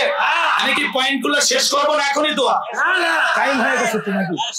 দোয়া দোয়া চলবে, দিল লাগে তাকবীর, ভালো লাগে ইনশাআল্লাহ। আমার ভাইরা ভালো করে শোনেন, এইবার সবটা বলতেছে এই কারণ কেন লাফালাফি করতেছে আপনারা জানেন, গোপন তত্ত্ব ফাঁস করে দিয়ে বলতেছে এই কারণ গতকাল রাত্রিতে আমার বাড়িতে গিয়েছিল, আমার 2 বস্তা টাকা দিব বলে ওয়াদা করেছে, অ্যাডভান্স হিসেবে 1 বস্তা টাকা দিয়েছে, আর আজকে সাক্ষী দেওয়ার পর আর 1 বস্তা টাকা দিবে, বিনিময়ে আমাকে এই কথা বলতে হবে। নবী মুসা দিনের বেলা ওয়াজ করে আর রাতের বেলা আমি সবদার সাথে রাত কাটাই, আপনাদেরকে সাক্ষী রেখে বলতেছি মুসা নবীর চরিত্র ফুলের চাইতেও পবিত্র। ওই কারণ হলো আমি সবদার নিয়মিত ভক্ত। চিৎকার মেরে বলুন আল্লাহু আকবার। ওয়া মাকারু ওয়া মাকারাল্লাহ ওয়াল্লাহু খায়রুল মাকিরিন। এলাকার আল্লাহ চাই এদিকে খেয়াল করেন, আল্লাহ তার পয়গাম্বরকে বাঁচাবে আর ওরা ষড়যন্ত্র করে কি কোনো লাভ আছে? সবচাইতে উত্তম কৌশল কার? জোরে বলেন, উত্তম পরিকল্পনাকারী কে? ষড়যন্ত্র করে লাভ নাই, বড় বড় কথা বলে লাভ নাই। কোন জায়গায় যে আল্লাহ কি পরিকল্পনা করে রাখছে টেরি ভাবা না। তারা বলেন আমার ভাইরা চলেন সামনের দিকে যায়। এইবার সত্তা যখন গোপন তত্ত্ব ফাঁস করে দিল, নবী মুসা রাগান্বিত হয়ে গেল, আল্লাহকে ডেকে বলে আল্লাহ চাইতে গেছিলাম যাকাত, আর আমার বিরুদ্ধে এত বড় মিথ্যা তহমত মারা যায় না। আল্লাহ গো জমিনকে ওয়াদা দেন, জমিন যেন কানকে ব্যাস করে ফেলে। আল্লাহ তাআলা দোয়া মঞ্জুর করলেন, কারণ ধন সম্পদ সহ জমিনের ভিতরে চলে গেল। হাঁটু পর্যন্ত বলে ব্যাপার না, উঠতে পারবো, দেহে শক্তি আছে। কোমর পর্যন্ত মাজা পর্যন্ত চলে গেছে, বলে ব্যাপার না, উঠতে পারবো। গলা পর্যন্ত যখন চলে গেছে দেখে বলে ও নবী মুসা ধন সম্পদ যা আছে সব তোমার আর তোমার আল্লাহ, তুমি নিয়ে যাও, জানতে একটু ভিক্ষা দাও। মুসা নবী দেখে বলে আল্লাহুস সামাদ, আমার আল্লাহ মুখফেকি, আমার আল্লাহ কারো কাছ থেকে কিছু নেয় না, আমার আল্লাহ শুধু দিয়ে যায়। কারণ রে তোর ধন সম্পদ সহ জমিনের ভিতরে চলে যা, আর পৃথিবীর ইতিহাসে সাক্ষী তা তোর যারা স্বর্ণ রূপা টাকা পয়সা জমা রাখবে আল্লাহ রাস্তায় খরচ করবে না, কঠিন কিয়ামতের ময়দানে তুই কারণের কাতারে আল্লাহ তাদেরও বিচার করবে। কথা বলেন ঠিক কিনা? এজন্য সূরা তাওবার ভিতরে আল্লাহ বলেছেন যারা স্বর্ণ রূপা টাকা পয়সা জমা রাখে, আল্লাহ রাস্তায় দান করে না, আল্লাহর রাস্তায় যাকাত দিতে চায় না, আমার আল্লাহ বলেন তাদের জন্য রয়েছে আযাবের সুসংবাদ। এজন্য যারা স্বর্ণ রূপা টাকা পয়সা মাল সম্পদ জমা রাখতেছেন, আপনার এই সম্পদ জাহান্নামের শাস্তির কারণ হবে, বিষাক্ত সাপ হয়ে আপনাকে সবল মারবে। এজন্য প্রত্যেক বছর আল্লাহ যাদেরকে সম্পদ দিয়েছেন হিসাব করে যাকাত দেবেন তো ইনশাআল্লাহ। ইনশাআল্লাহ দেবেন তো ইনশাআল্লাহ। ইনশাআল্লাহ যাকাত দিলে ধনী ধন কমে না বাড়ে? সম্পদ কমে না বাড়ে? আল্লাহ যাকাত দিলে সম্পদ বৃদ্ধি করে দিবে। যাকাত দাতা হিসেবে আল্লাহ আপনাকে কবুল করেছে, আলহামদুলিল্লাহ। আল্লাহ যে আমাকে যাকাত দেওয়ার তৌফিক দিয়েছেন, এজন্য আমি কি করব? শুকরিয়া আদায় করব। আল্লাহ হাতে এই জায়গা রাখছে, আল্লাহ চাইলে এই জায়গা রাখতে পারতো না? জোরে বলেন না। ধনীর যাকাত দেওয়া ফরজ, গরিবের যাকাত খাওয়া ফরজ নয়। গরিবকে আমি 1 লাখ টাকা যাকাত দিলাম, দিয়ে দয়া বা করুণা করি নাই। গরিব আমার যাকাতের 1 লাখ টাকা গ্রহণ করে আমাকে ফরজ ইবাদত পালনের সুযোগ করে দিয়ে ওই এদিকে করেন, ওই গরিব বড় লোককে দয়া করছে। এইজন্য খবরদার যাকাত দিতে কখনো কৃপণতা করবেন না। আল্লাহ যেন আমাদের সবাইকে, যাকাত হলো আর্থিক ইবাদত, এই আর্থিক ইবাদত আমরা ইনশাআল্লাহ হাসি মুখে করব, যাতে আল্লাহ আমার সম্পদ আরো বৃদ্ধি করে দিবে ইনশাআল্লাহ। কোনো কৃপণতা করব না, করব তো ইনশাআল্লাহ। আল্লাহ আল্লাহ আমাদের কবুল করুন, চিল্লা বলেন আমিন। আমিন। এইবার মুমিন মাদ্রাসার নাম্বার গুণাবলী, ওয়াল্লাযীনা হুম লিফুরুজিহিম হাফিজুন। লিল্লাহি তাকবীর। আমি খুব দ্রুত শেষ করে দিচ্ছি ভাই, কষ্ট দেব না।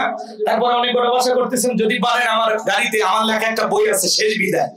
একজন মৃত মানুষকে নবীজির তরিকায় কিভাবে বিদায় করতে হবে, স্বামী স্ত্রী মারা গেলে একে অপরকে গোসল করাতে পারবে কিনা, মৃত স্বামী স্ত্রীকে চুমা খাওয়া যাবে কিনা, মৃত ব্যক্তিকে চুমা খাওয়া জায়েজ না হারাম, আত্মহত্যা করে মারা গেলে তার জানাজায় যাওয়া যাবে কিনা, জান্নাত জাহান্নাম সম্পর্কে কবরের সলজব সহ বিশেষ কিছু দোয়া সহ 2টা গজল সহ 76 পৃষ্ঠার এই বইটা 50 টাকা হাদিয়া দিয়ে যদি পারেন ড্রাইভারের কাছ থেকে নিয়ে যাবেন। আল্লাহ কবুল করেন জন্য বললাম।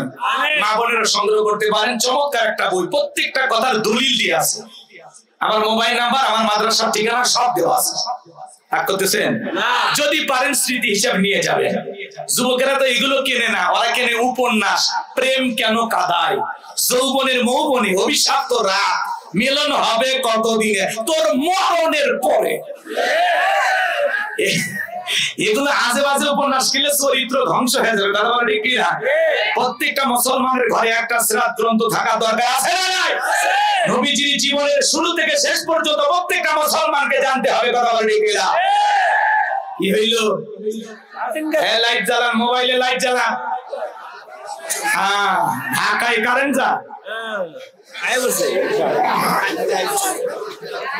এই যে হয়ে গেছে শেষের দিকে। লিল্লাহি তাকবীর। আমার যুবকদেরকে সাইজ করতেছি এখন। 4 নাম্বার, ওয়াল্লাযীনা হুম লিফুরুজিহিম হাফিজুন। মুমিন বান্দার 4 নাম্বার গুণাবলী, নিজের যৌবনটাকে সংযত রাখা, নিজের যৌবনটাকে কন্ট্রোল করা। মুমিনের যৌবন হোটেলে বিক্রি হবে না, পার্কে বিক্রি হবে না। মুমিন কোনোদিন বিয়ের আগে অবৈধ কোনো প্রেম ভালোবাসা করতে পারে না। এই যুবক শোনো, আল্লাহ শিশুকালের হিসাব নেবেন না, হিসাব নেবেন যৌবন কালে, যে বান্দা যৌবন কালটা কোন কাজে ব্যয় করে এসেছো। এই জন্য যুবক, হযরত আলী রাদিয়াল্লাহু তাআলা বলেন, তোমরা যৌবনের তারনায় গুনাহ করো, একদিন তোমাদের যৌবন থাকবে না, আমল নামায় ঠিকই গুনাহ লেখা থাকবে। এই রঙের যৌবন একদিন জং ধরবে, এই কাঁচা দাড়ি একদিন সাদা হয়ে যাবে, টাইট চামড়া একদিন ঢিল হয়ে যাবে।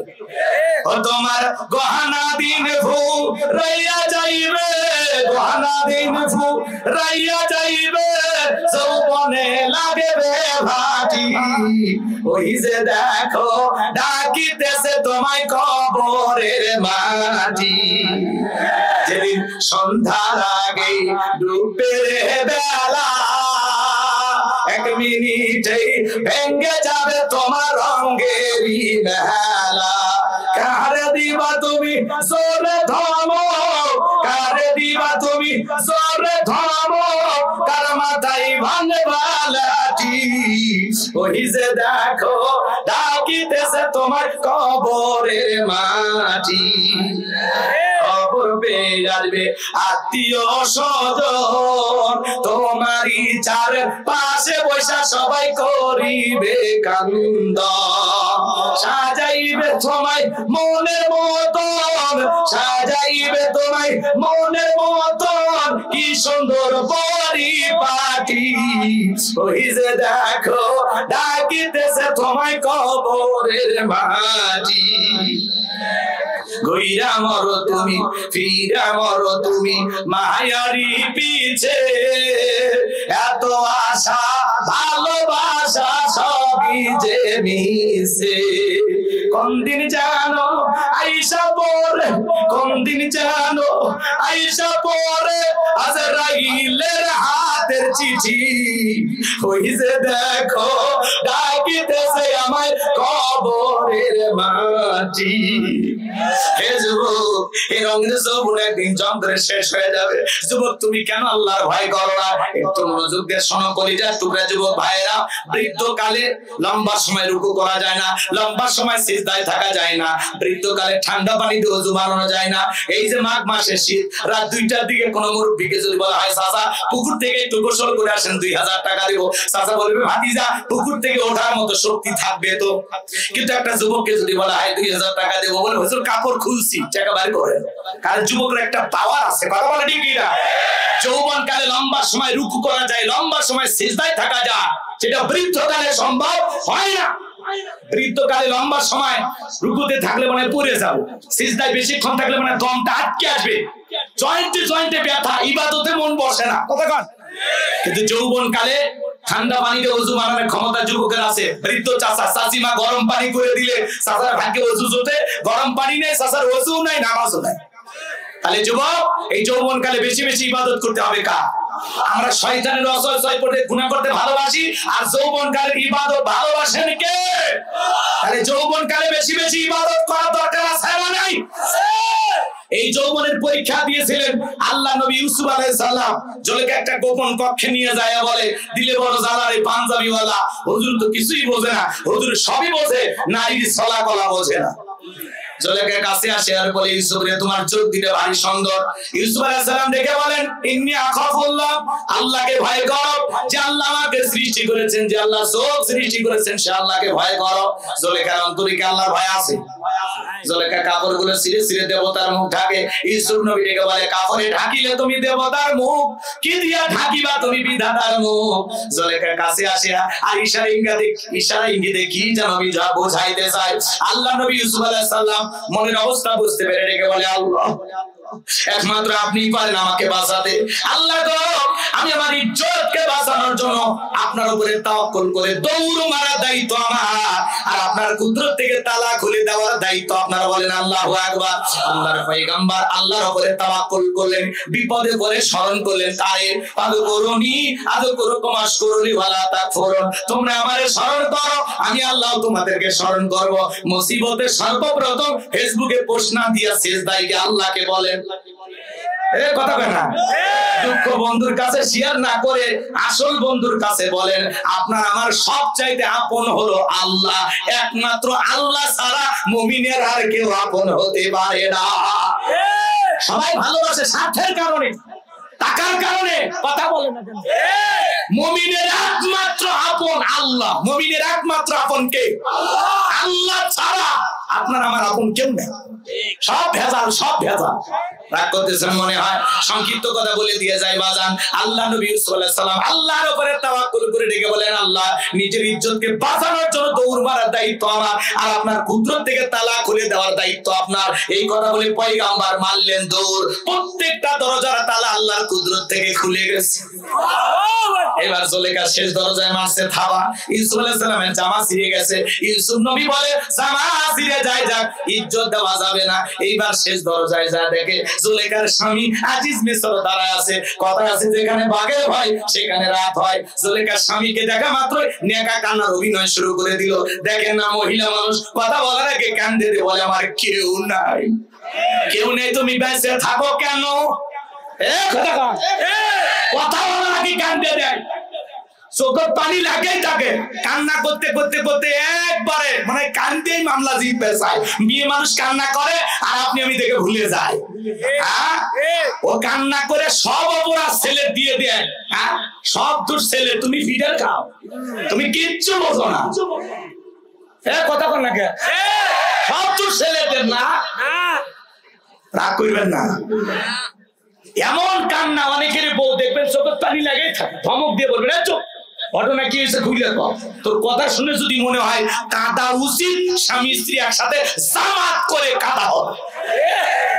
কথা বলেন, হ্যাঁ চোখের মনে মোটর বসায় রাখছে, টিপতে হয় না, পানি লেগেই আছে। কাঁদবি যাই নামাজে, কাঁদবি আল্লাহর কাছে। কথা বল। তার বই নেকা কান্নার অভিনয় করে, যে যত বেশি কান্না করবে বুঝবেন ওর ভিতর তত বেশি ভেজাল আছে। কাঁদা লাগে কে? কথা কন না। ওই যে মেয়ে ছোট্ট না মেয়ে কি কই কান্দে দিছি নাকি? রাগ করেন নাকি আপনারা? আমার ভাইরা নেকা কান্নার অভিনয় করে ডেকে বলে স্বামী ইউসুফকে ছেলের মতো দেখতাম, আজকে সুযোগ পায় আমার ইজ্জতের দিকে হাত বাড়াইছে, আর একটু দেরি হয়ে গেলে আমার সর্বনাশ হয়ে যেত। স্বামী গো, ইউসুফের একটা চূড়ান্ত শাস্তি দিতে হবে।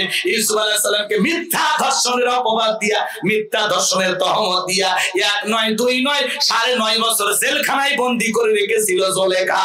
আজও পৃথিবীর জমিনে আলেমদেরকে মিথ্যা ধর্ষণের আসামি বানায়া জেলখানায় পাঠাবে যারা, ওরা হলো ডিজিটাল জুলেখা। কি চাচা? ঠিক আছে, আলেমেরা ধর্ষণকারী হতে পারে না। হুজুরের বউ বেশি, বাচ্চা বেশি, কিন্তু কোন হুজুর ধর্ষণ করতে পারে? কথা ক্লিয়ার না? ভেজাল আছে। ঠিক আছে, আলেমদেরকে যারা ধর্ষণকারী বলবে, শয়তানও পর্যন্ত বলে না হুজুরের এত খারাপ না। কথা কয় না কে? আল্লামা সাইদি হুজুরের নামে মিথ্যা অপবাদ দিয়ে বলে উনি নাকি 300 নারীকে ধর্ষণ করছে। আউযুবিল্লাহ। এক নারীকে আদালতে হাজির করা হয়েছে, তোমার এই হুজুর ধর্ষণ করছে, বলে হ্যাঁ। তো তোমার বয়স, জন্ম কত সালে? কয় 75। 75 সালের জন্ম আর 71 সালে ধর্ষণ, স্বপ্নেও সম্ভব? এর সাথে বড় মিথ্যা কথা আর হয়? এরা এইরকম ছিল, তারা বোঝেন না। নাম বলতে হবে কেন? বেশি নাম করলে ওদের প্রচার বেশি হবে, বুঝলেন না? রাগ করতেছেন? আপনারা যেহেতু কর্মব্যস্ততা নিয়ে আছেন, আপনাদের অনেক কষ্ট, অনেক পরিশ্রম করতে হয়। এই জন্য রাত আমি আর গভীর করতেছি না, এখনই শেষের দিকে এসে গেলাম। কষ্ট হয়, কষ্ট হয়। এখন এদিকে খেয়াল করেন, যুবক তোদের পা দুটো আগায় দে, শোনা, তোদের দুটো পা ধরে বলি, খবরদার, পুলিশে ধরলে বাঁচবি, র্যাবে ধরলে বাঁচবি, কিন্তু কোন নারীর ছলনার ফাঁদে, মায়ার জালে, রূপের জালে, মিষ্টি কথার ফাঁদে একবার যদি ফাঁদে আটকে যায়, ফাঁদে পড়িয়া বগা কান্দেরি, সারা জীবন কেঁদেও ওই কান্নাগিনীর বিষাক্ত সবল থেকে তোরা বাঁচতে পারবি না। ওরা ছেলেদের ভালোবাসে না, ওরা ছেলেদের মন নিয়ে ব্যবসা বাণিজ্য করে। আগে আমরা দাখিলামি পরীক্ষা দিয়েছিলাম, প্রেম ভালোবাসা কি বুঝিনি। আর এখনকার ক্লাস 5 এর ছাত্র ডাক দিয়ে কয় এটা আমার, এই জামানা এসে গেছে।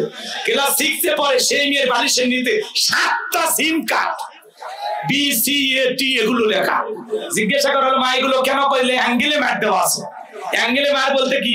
কই সিতে চঞ্চল, টিতে টিটুল, বিতে বাদল, এমতে মামুন, এসতে সুমন। কি অ্যাঙ্গেলে ম্যাট দিয়ে রাখছে ভাই। ঢাকার মানুষ, আপনারা কি আমার কথা বোঝেন? বিরক্ত হচ্ছেন না ভাই? খারাপ লাগতেছে?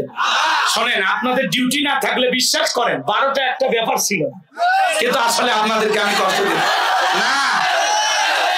লিল্লাহে তাকবীর। আমার ভাইরা গভীর মনোযোগ দিয়ে শুনে যান। মানে মেয়েদের বিরুদ্ধে ওয়াজ করলে ছেলেরা খুশি হয়, কিন্তু ওরা যে বেজার হচ্ছে, ওদেরকে একটু খুশি করার দরকার আছে না? ঠিক আছে, চলেন ভাইরা আমার সামনের দিকে যায়। এজন্য যুবক, খবরদার, বিয়ের আগে অবৈধ প্রেম ভালোবাসা করা যাবে না। পিতামাতা পছন্দ করে বিয়ে দেবে যেখানে বরকত আছে, একা একা মাতবাড়ি করে বিয়ে করো না, জীবনে কোনোদিন সুখী হতে পারবা না।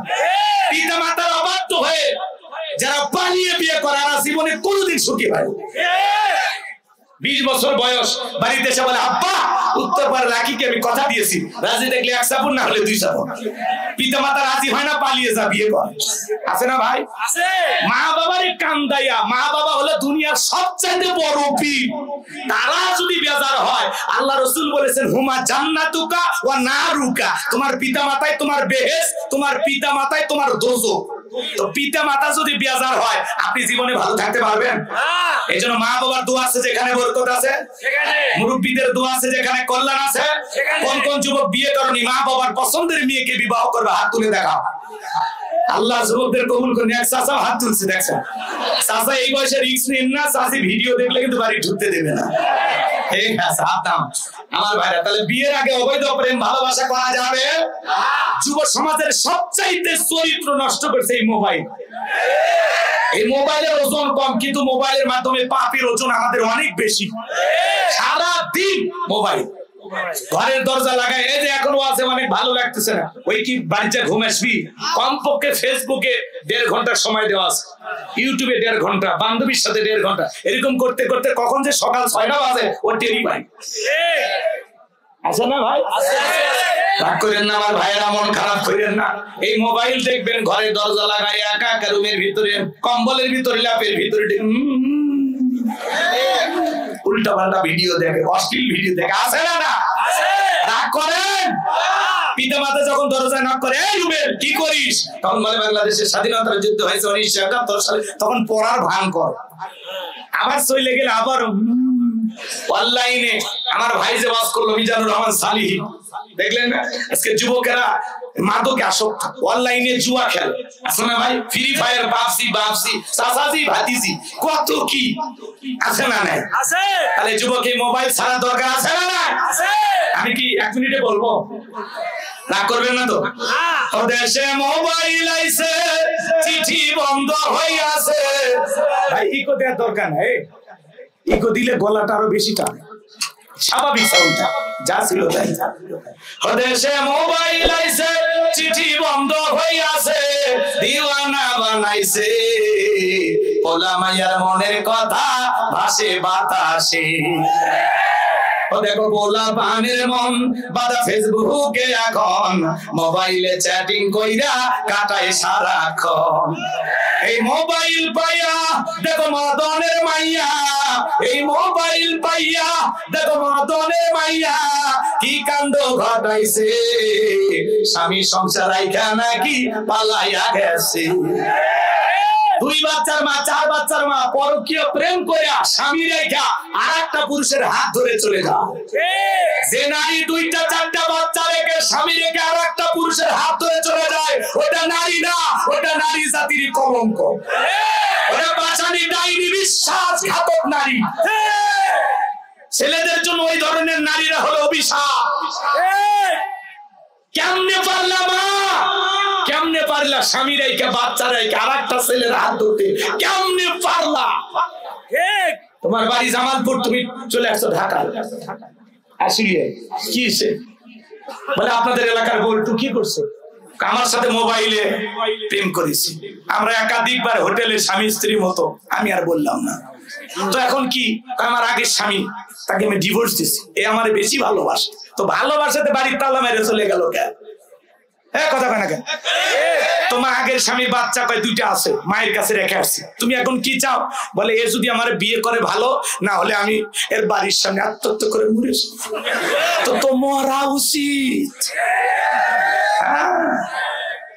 তোমার মতো নারী, নারী জাতির কলঙ্ক। তোমাদের কারণে আমার মা বোনের আজকে অপমানিত। বিবাহের দাবিতে কত নারী অনশন ধর্মঘাত করতেছে, কোন যুবক গেছে না প্রেমিকের বাড়ি? তাহলে আমরা যাই না, তোরা আসিস কেন? আমরা যাই না, তোমরা কেন আছো? তার মানে বাজারে চলে না। ভালো হয়ে যা মা, নিজের সস্তা বানায় না, প্যাকেটে থাকো, স্বামীর সংসার করো, বিয়ে হয়েছে মাইনে নাও, পরপুরুষের দিকে নজর দিও না। পরকীয়া তোমাকে কখনো সুখী করবে না। এই পরকীয়ার জ্বালায় একদিন দেখবা নিজে মরে গেছে। হ্যাঁ, পরকীয়া কোন নারী বা পুরুষকে সুখী করতে পারে না। আমার স্বামী খারাপ। এই মহিলা, তোমার স্বামী কি ফিরাউনের চাইতে খারাপ? ফিরাউনের সংসার করি আসিয়া জান্নাত দেখতে দেখতে মারা যায়। তোমার স্বামী খারাপ না? কয়টা স্বামী সংসার করছো? 1971 সাল থেকে কয়বার বিয়ে হয়েছে? স্বামী খারাপ না? আর অন্য পুরুষেরা সব ভালো, বিয়ের আগে সবাই মিষ্টি কথা বলে, সংসারে 1 মাস করে দেখো মিষ্টি না তিতে হয়ে যাবে। এজন্য মা, ও মা, এরকম করিও না। এই যে টেলিভিশনে যখন এই নিউজ গুলো দেখি, বিভিন্ন চ্যানেলে ক্লাস 9 এর ছাত্রী চলে আসছে শিক্ষকের বাড়িতে। কেন, কি আমার শিক্ষক আমাকে বিবাহের কথা বলে শেষ। আমি আর বললাম না। তো ঘটনা কি, আমার পেটে এখন 3 মাস, আমার সন্তানের স্বীকৃতি নেওয়ার জন্য মায়া আসছে। এগুলো ঘটতেছে রে ভাই। তাহলে সমাজটা গেছে কোথায়? এই সমাজে মুখ দেখানো কলি হয়ে গেছে। ও মা, মা, ও মা, খবরদার মা, বিবাহের আগে কোন ছেলের সাথে অবৈধ কোন হারাম সম্পর্কে জড়িও না মা, জড়িও না মা। নিজেকে সস্তা বানায়ও না মা, নিজের সবচেয়ে দামি সম্পদ এভাবে বিলিয়ে দিও না। আল্লাহ রাস্তে, আল্লাহ যেন সকল নারীদেরকে হেদায়েত দান করে। জোরে বলেন আমিন। সব দোষ কি নারীদের না পুরুষেরও আছে? এক হাতে তালি বাজায়। এই ছেলে শোনো, শোনো, তোমারই বলছি, তোমাকেই বলছি, শোনো। তুমি কেমনে পারলে? একটা নারীর স্বামী আছে, 2টা বাচ্চা আছে, একটা বাচ্চা আছে, ওই নারীর দিকে নজর দিতে কেমনে পারলা? তোমার বোনের সাথে যদি এরকম কেউ করে মাইনে নিবা? তোমার মায়ের সাথে, তোমার ফুফু খালার সাথে? তাহলে ওই নারীও কারো না কারো মা, কারো না কারো ফুফু, কারো না কারো খালা, কারো না কারো স্ত্রী, কারো না কারো মেয়ে। তোমার বইয়ের সাথে যদি কেউ পরকীয়া প্রেম করে, কি বলবা? ভালোবাসা শেয়ার করবা?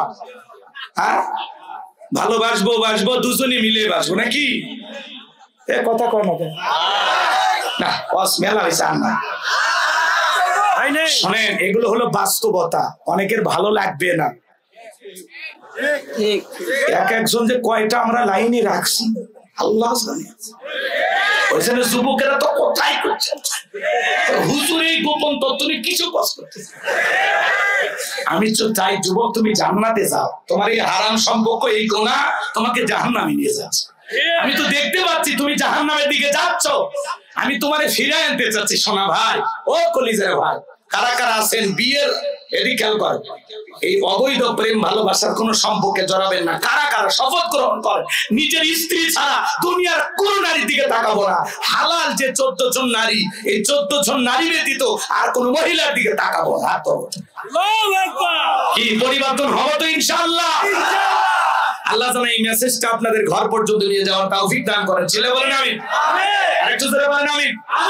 ওদেশে টিকটক আসিয়া সব গেল হাবাসিয়া। টিকটক বোঝেন না?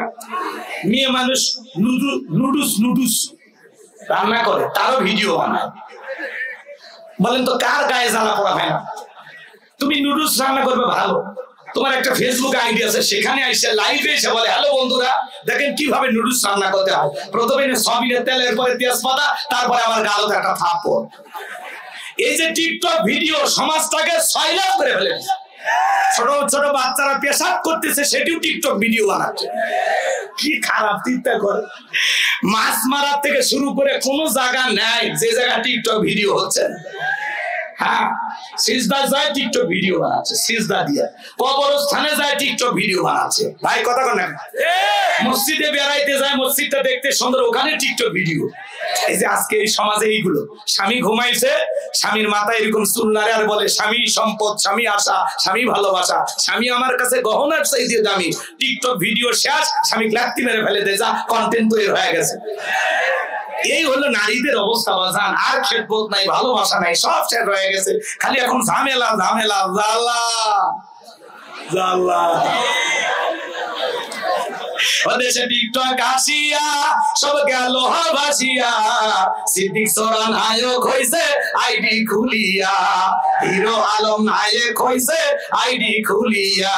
এই মোবাইলে হাই কি জাদু আছে ভাই, পোলাপান বুঝাছে, পড়ালেখা তুইলা রাখছে সপ্তম আকাশে।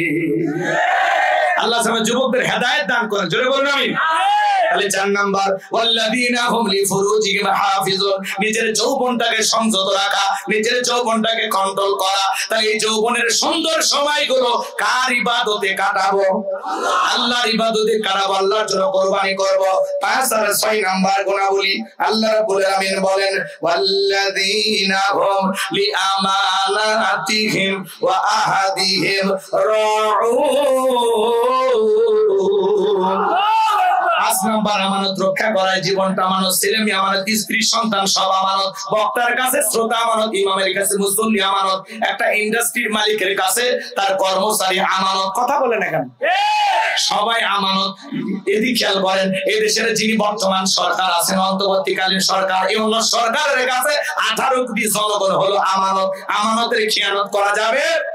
6 নাম্বার হলো ওয়াদা প্রতিশ্রুতি রক্ষা করা। মুমিন মুখে যা বলে অন্তরে বিশ্বাস করে, কাজ বাস্তবায়ন করে। মুমিন কোনদিন প্রতিশ্রুতি ভঙ্গকারী হতে পারে না। জবানে যা বলবেন সেই কথা রাখবেন ইনশাআল্লাহ। এই যে ওয়াদা দেওয়ার মৌসুম আসবে সামনে, এক এক নেতা টুপি পরে হাজির হয়ে যাবে। নির্বাচনের আগে মাথায় টুপি পরে হাজির হয় যারা অরিজিনাল ধর্ম ব্যবসায়ী, তারা আলেমদেরকে যারা বাঁকা চোখে তাকায় ধর্ম ব্যবসায়ী বলে গালি দেয়, আমরা বলবো এখনো সময় আছে, পরিবর্তন হওয়ার চেষ্টা করে। আলেমদেরকে মাইনাস করে ভবিষ্যতে বাংলাদেশে কোনো কিছু করতে দেওয়া হবে না। এখন উলামা ইকরাম ঐক্যবদ্ধ কথা বলে, ঠিক কি না? আপনি আলেমদেরকে বলেন ধর্ম ব্যবসায়ী, কয় আল কোরআনের আলো ঘরে ঘরে জ্বালো, এই স্লোগান দিলে আপনার সমস্যা কি? এক হাউন চলে গেছে, আবার আর এক হাউন আঙ্কেলের জন্ম হয়েছে। উল্টে পাল্টা বললেন না ভাই, উল্টে পাল্টা বললেন না, কথাটা ঠিকঠাক ভাবে বলেন। কথাটা আলেমদেরকে নিয়ে, টুপিওয়ালাদেরকে নিয়ে এত মাথা ব্যথা কেন? নিজের দল নিজে গোছান, নিজেদের জনপ্রিয়তা কিভাবে অর্জন হবে সেই কাজ করেন। টুপিওয়ালা আলেম ওলামাদের বিরুদ্ধে বক্তব্য দিয়ে আপনারা যতই ভাইরাল হতে চান, ভাইরাল হতে পারবেন না। সমাজের মানুষ সিসি করে। আল্লাহ যেন ওনাদের সংযত হয়ে কথা বলার তৌফিক দান করেন। আমরা আপনাদের শত্রু না, আমরা আপনাদের ভাই। মিলেমিশে থাকতে চাই, নতুন বাংলাদেশ করতে চাই। এই বাংলাদেশে টেন্ডারবাজি, চাঁদাবাজি, সুদ, ঘুষ, ধর্ষণ, চিরবে বিচার থাকবে না। একটা শান্তির বাংলাদেশ করতে চাই, যেই বাংলাদেশে মানুষ নিরাপদে ঘুমাবে। কথা বলেন না কেন? আজকে চুরি, ডাকাতি, বিভিন্ন জায়গায় চাঁদাবাজি, আব্দুল্লাহপুরে ফ্লাইওভারে চাঁদাবাজি, উত্তরায় চাঁদাবাজি, যেখানে যান ঢাকা শহরের অলিতে গলিতে চাঁদাবাজ। আমি বলতে চাই ভাই, ভয় আর পাইন না। চাঁদাবাজ দেখলে ধরবেন, বিদ্যুতের খুঁটিতে বাঁধতে পিটায় রাখবেন। আর যে শীত পড়ছে পিটানোর দরকার নাই, ঠান্ডায় আর সব ভিতরে ঢুকে যাবে। সকালবেলা পুলিশের ডেকে দিয়ে দেবেন। কি কথা কর না কে? এই বেটা রোজগার করে খান, রোজগার করে খাইতে পারো না, হালাল ইনকাম করতে পারো না, কিসের চাঁদাবাজি? তুমি কোন দেশের তুলে ভাই? আর দোকানে এসে হাত পাতার টাকা নিয়ে যাও। কথা বলি না, ঢাকা শহরে চাঁদাবাজি কম না বেশি? এরা কারা, কোথা থেকে এলো? এদেরকে ধরবেন আর পিটাবেন। একটু ঐক্যবদ্ধ থাকেন, আগে থেকে প্ল্যান করবেন। 20-30 জন চতুর্দিক দিয়ে রেডি হয়ে থাকবে। ওরা তো সংখ্যা 4-5 জন। কথা বোঝেননি? এমন কায়দায় ধরবেন যাতে মায়ের কোলে ফেরত না যাওয়ার সুযোগ থাকে। প্রতিবাদ করতে হবে, জাগতে হবে, বারবার রক্ত দিয়ে দেশ স্বাধীন করবেন। আর ওই চাঁদাবাজদের দখলে দেশ দিয়ে দেবেন না, এমনটা হবে না। আগামীতে চাঁদাবাজ মুক্ত বাংলাদেশ করতে চাই, মাদক মুক্ত বাংলাদেশ করতে চাই। আগামীর বাংলাদেশ আনন্দের বাংলাদেশ, আগামীর বাংলাদেশ ইসলামের বাংলাদেশ। বাংলা জয় ইসলাম প্রতিষ্ঠিত করতে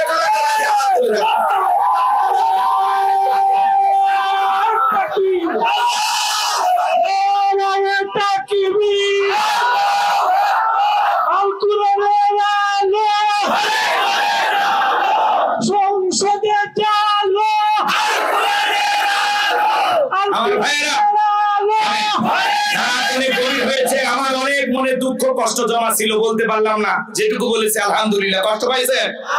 এই ওয়াদার মৌসুম নিয়ে যারা হাজির হবে ভাইয়েরা আমার, আগামীতে যদি নির্বাচিত করতে পারেন, আশুলিয়ার যে রাস্তায় পানি আটকাছে, সর্বপ্রথম আমি নেতা পানি শেষে শুকাইয়া রাস্তা পরিষ্কার করব।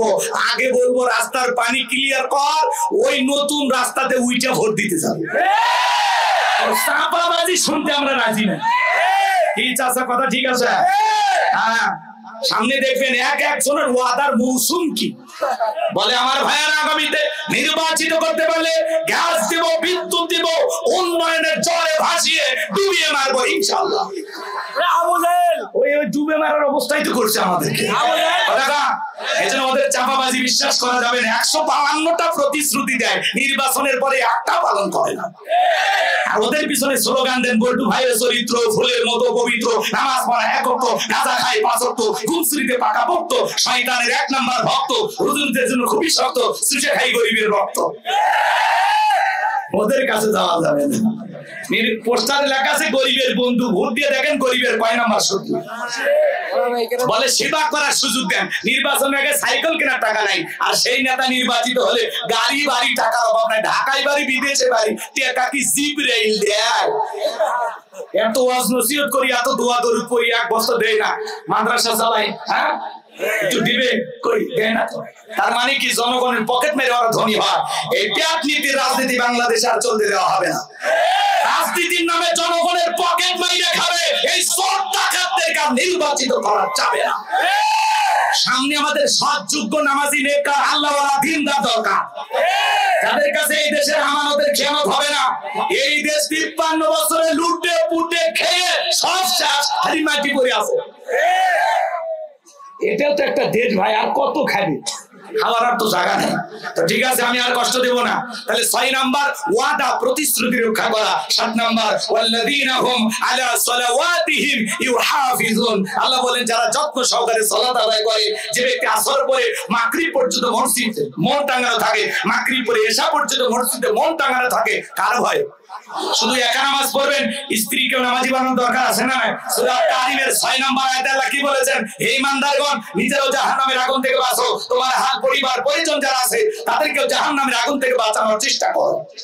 তাহলে আমরা পারবো তো ইনশাআল্লাহ? পারবো তো ইনশাআল্লাহ? একটা পরিবারের 4 জন সদস্য সবাই যদি নামাজ পড়ে, ভালো লাগে না খারাপ লাগে? ছোট ছোট বাচ্চাদেরকে মসজিদে নিয়ে যাবেন। পৃথিবীর সফল বাবা তারা যে বাবা ছেলের হাত ধরে মসজিদে নিয়ে যায়। সন্তানদেরকে মসজিদমুখী বানাবো তো ইনশাআল্লাহ? আজকের শিশু আগামীর বাংলাদেশ এখানে বসে আছে যে আপনাদের প্রতিনিধিত্ব করার জন্য সংসদে দাঁড়িয়ে কথা বলবে। যুবক মসজিদমুখী হইতে হবে, শিশুদেরকে মসজিদমুখী হইতে হবে। কথা ক্লিয়ার না? ভেজাল আছে? মসজিদমুখী বানাবেন তো ইনশাআল্লাহ? ছোট ছোট বাচ্চা মসজিদে গেলে মুরব্বীরা ধমক দেয়, মুরব্বী মুরব্বী। খবরদার, যুবকদেরকে কষ্ট দেওয়া যাবে না। ছোট ছোট শিশু মসজিদে গিয়ে পানির ট্যাপ চালু করে দুষ্টুমি করে, জায়নামাজ জড়ায়, লাফালাফি করে, আর বয়সটাই লাফালাফি করা। আপনি 60 বছরের বুড়ে চাচা লাফ দিলে হাড়হাড্ডি থাকবে? খবরদার। ছোট বাচ্চা দুষ্টমি করলে কাছে বসায় ওযু শিখান, নামাজ শিখান। পারবো তো ইনশাআল্লাহ? পারবো তো ইনশাআল্লাহ? আপনি মারা গেলে যে ছেলেটারে ওযু নামাজ শিখাইলেন, ও কাঁদবে আপনার জানাজায় দোয়া করে বলবে এই চাচা আমারে ওযু শিখাইছে। পারবো না ইনশাআল্লাহ? ইনশাআল্লাহ। শুনেন, নোয়াখালী লক্ষ্মীপুরে ওই এলাকায় যাবেন, মসজিদের দেয়ালে লেখা আছে এখানে ছোট বাচ্চা মসজিদে আসলে চকলেট দেওয়া হয়।